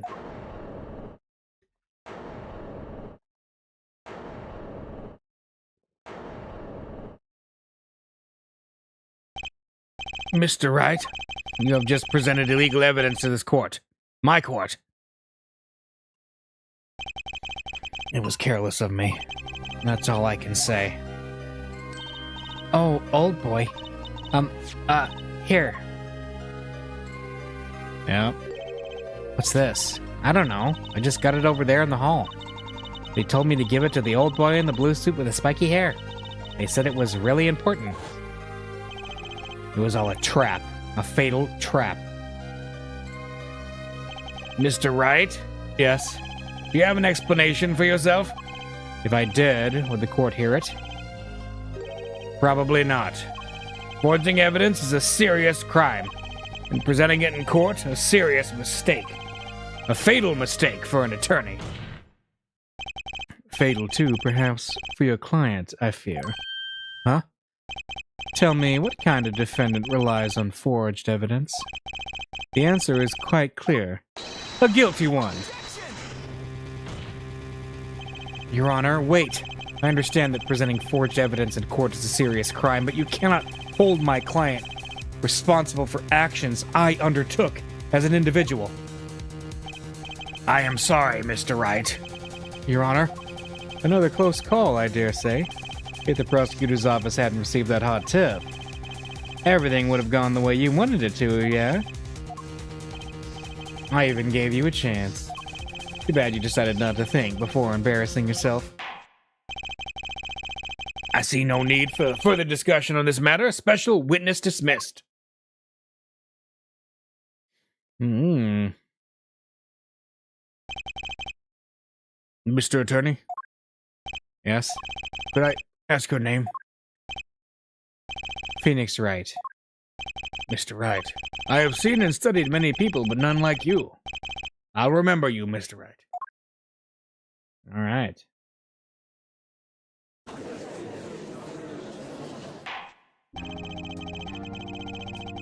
Though I deeply regret having to declare a verdict in this way, this trial is over. You have the right to find a new attorney and make an appeal. However, this court must... Your Honor? Yes, Mr. Zack? There's one thing I wish to make clear. Today, in this courtroom, you cannot declare me guilty. It is impossible. I'm afraid the defendant is quite mistaken. I most certainly have the authority to declare a verdict on you. Except, tell me, how do you plan on announcing your verdict when your defendant does not exist? Doesn't exist? What are you talking about? I am talking about this. Mr. Enigmar, the defendant's escaped. Find him, quick! Bailiff, close all exits from the building. On the double, he must not be allowed to escape. That day, in that courtroom, a miracle occurred. The defendant, Shady Enigmar, aka Zack Grammeri, did not just escape from court. He literally, unbelievably, vanished. Right before the bailiff's eyes. No one ever saw him again. Not since that day. This is the Grammeri miracle.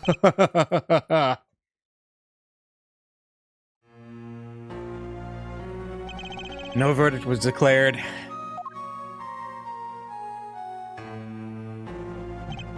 After all, the defendant didn't exist. Well, I mean, you could still... You know, in absentia and all that. That's how it happened.